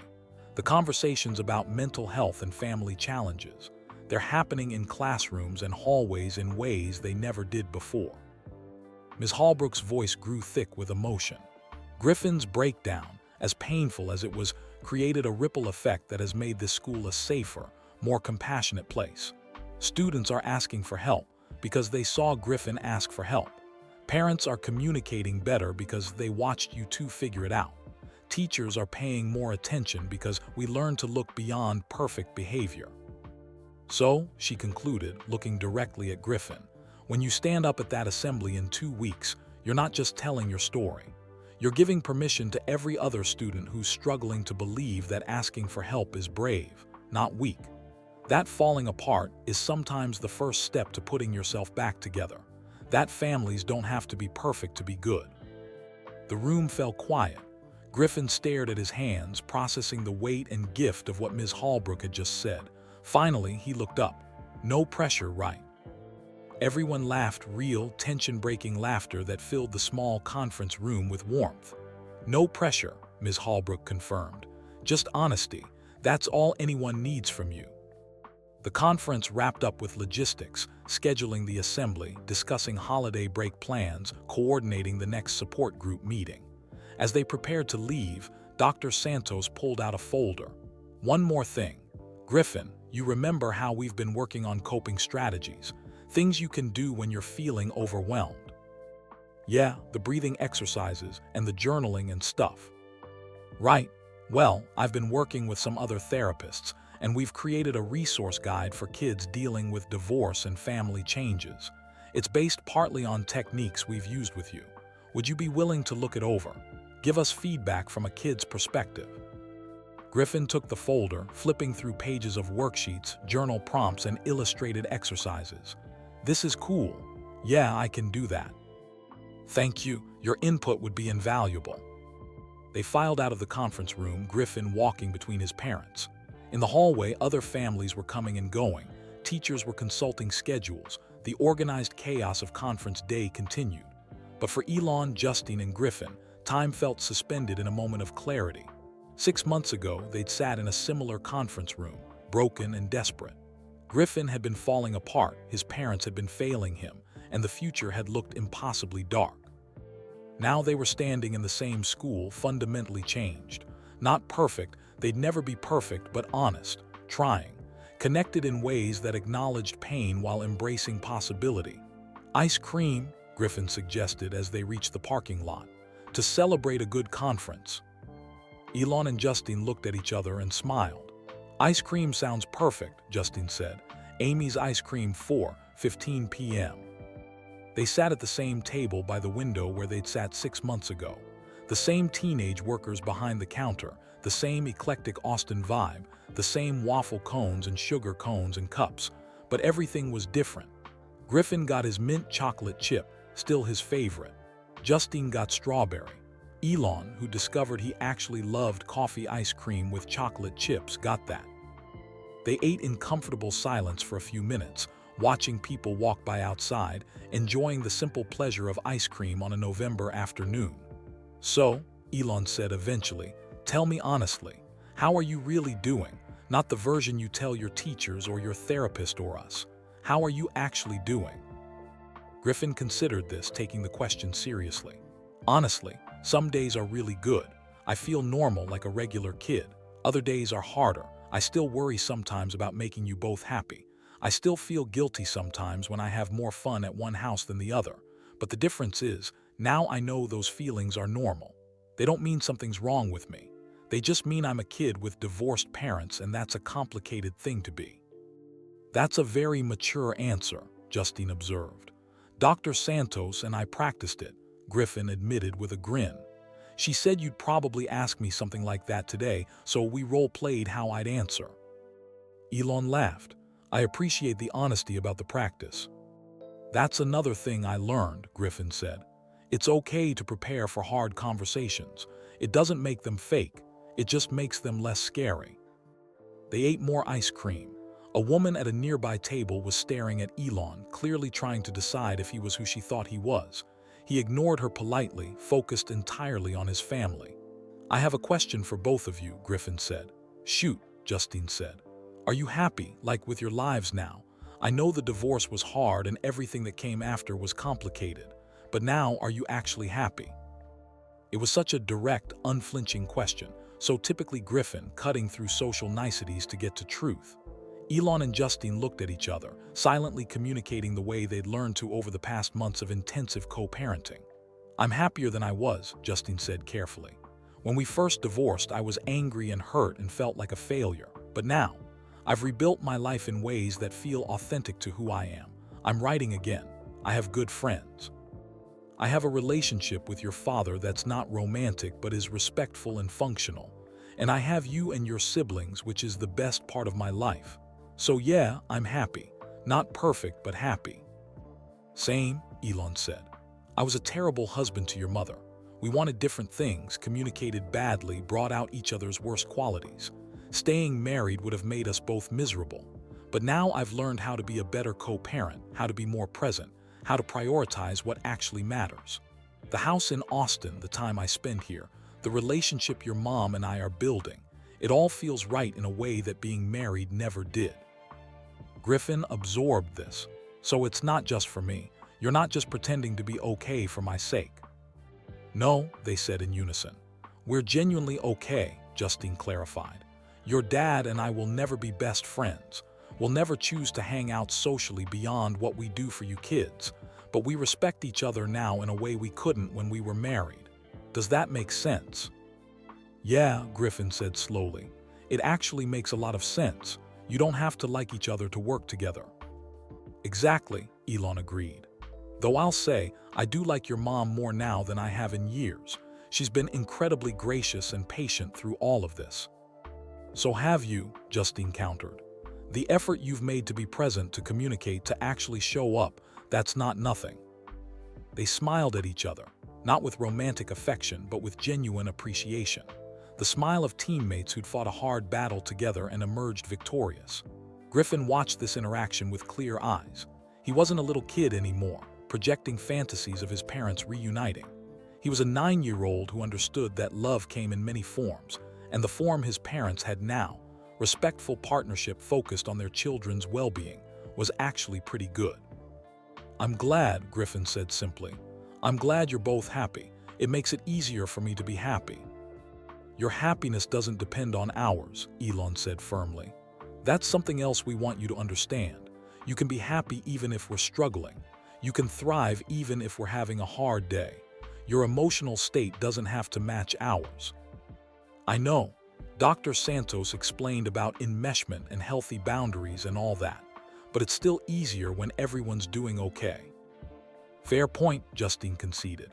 They finished their ice cream as the afternoon sun slanted through the windows, painting everything gold. Other customers came and went. The teenage workers changed shifts. Life moved forward in its inexorable way. "Can I tell you something?" Griffin said as they prepared to leave. "Always," both parents said. "6 months ago, when everything fell apart at school, I thought my life was over. I thought I'd ruined everything. Your relationship with each other, my reputation at school, everything. I thought asking for help was the worst mistake I'd ever made." He paused, gathering his thoughts. "But now I think it was the best thing I ever did. Not because it fixed everything instantly, it didn't, but because it started us all on a path toward being honest with each other. And honest is so much better than perfect." Justine reached across the table and squeezed his hand. "Honest is so much better than perfect. I'm going to remember that." "Me too," Elon said. "That's going on the list of wisdom from Griffin that his parents should have figured out years ago." "There's a list?" Griffin asked, amused. "There's definitely a list," Elon confirmed. "And it's getting long." They left the ice cream shop together, stepping out into the November afternoon. The Austin sky was that particular shade of blue that seemed to exist nowhere else, and the temperature was perfect, cool enough for light jackets but not actually cold. "So," Justine said, "your dad and I need to coordinate Thanksgiving. Do you want to weigh in on how we should handle it?" "Both houses," Griffin suggested.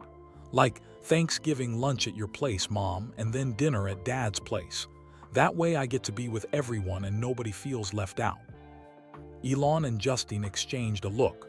"That's actually a really good solution," Elon said. "I was dreading having to split the day." "Me too," Justine admitted. "Okay, Thanksgiving lunch at my place. All the kids are welcome. Your siblings from your dad's other relationships too, if they want to come." And dinner at my new house, Elon added. Same invite, everyone's welcome. We'll make it work. Cool, Griffin said, like coordinating a major holiday between two households was no big deal, which for him now it wasn't. They reached their cars.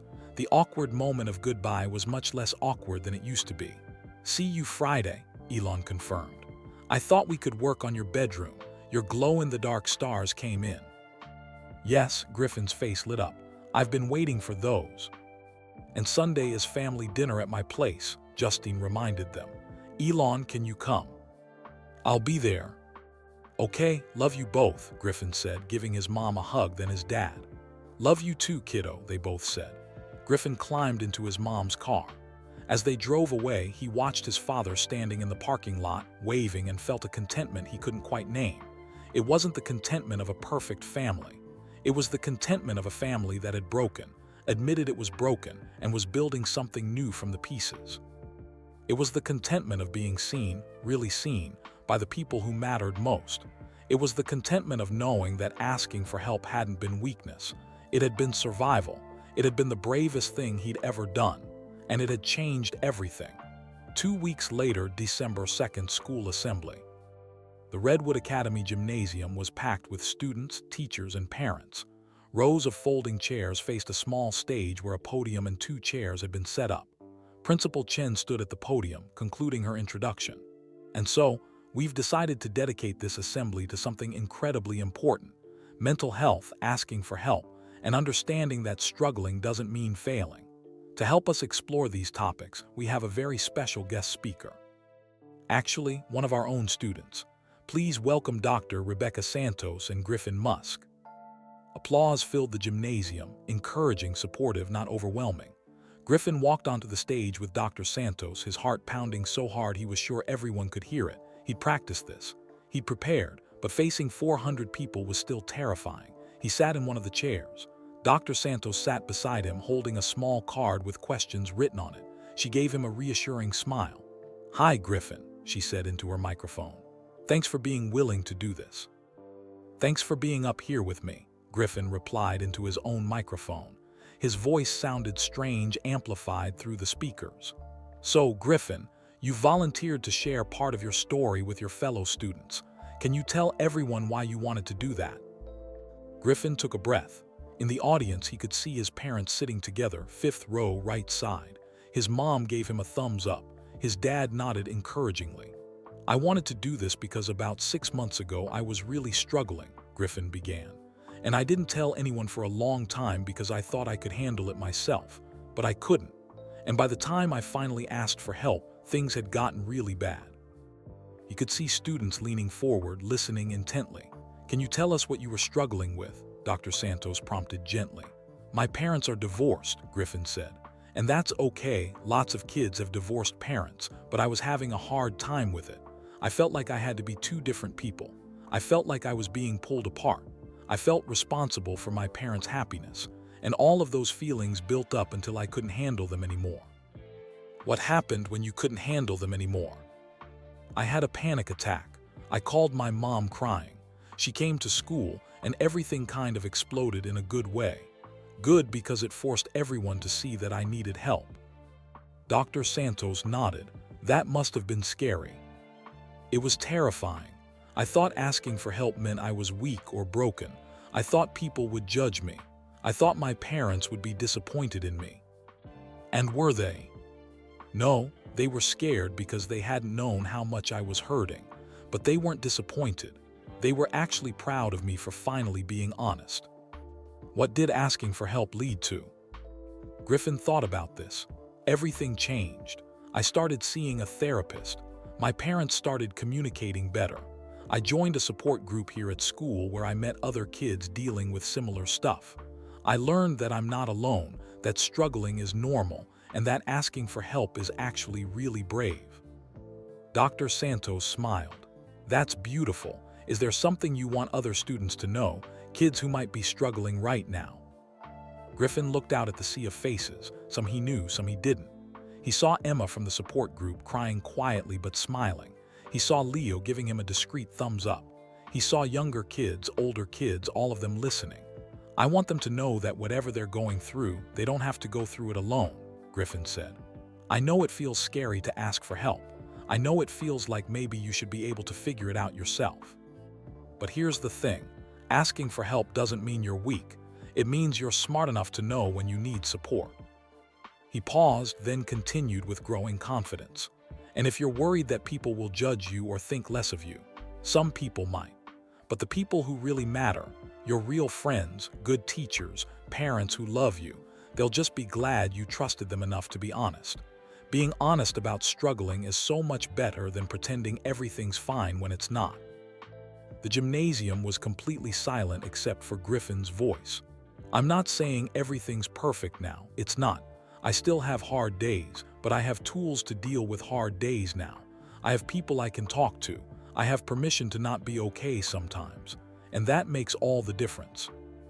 Dr. Santos looked at him with clear pride. Thank you for sharing that, Griffin. Is there anything else you want to add? Griffin thought for a moment.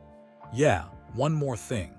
To the kids whose parents are divorced or separated, it's not your fault. It's not your job to fix it. It's not your responsibility to make your parents happy. Your job is just to be a kid. Let the adults handle adult problems. You just work on being you.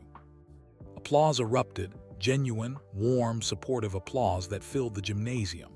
Griffin felt his face flush, but this time it was with pride rather than embarrassment. As he and Dr. Santos left the stage, Principal Chen returned to the podium. Thank you, Griffin, for your courage in sharing your story. And thank you to all the students, parents, and teachers who have worked together to make Redwood Academy a place where it's safe to ask for help. We're going to distribute information about our support groups and counseling resources. Remember, struggling is human, asking for help is brave, and you never have to face challenges alone. The assembly ended with announcements about upcoming events, but Griffin barely heard them.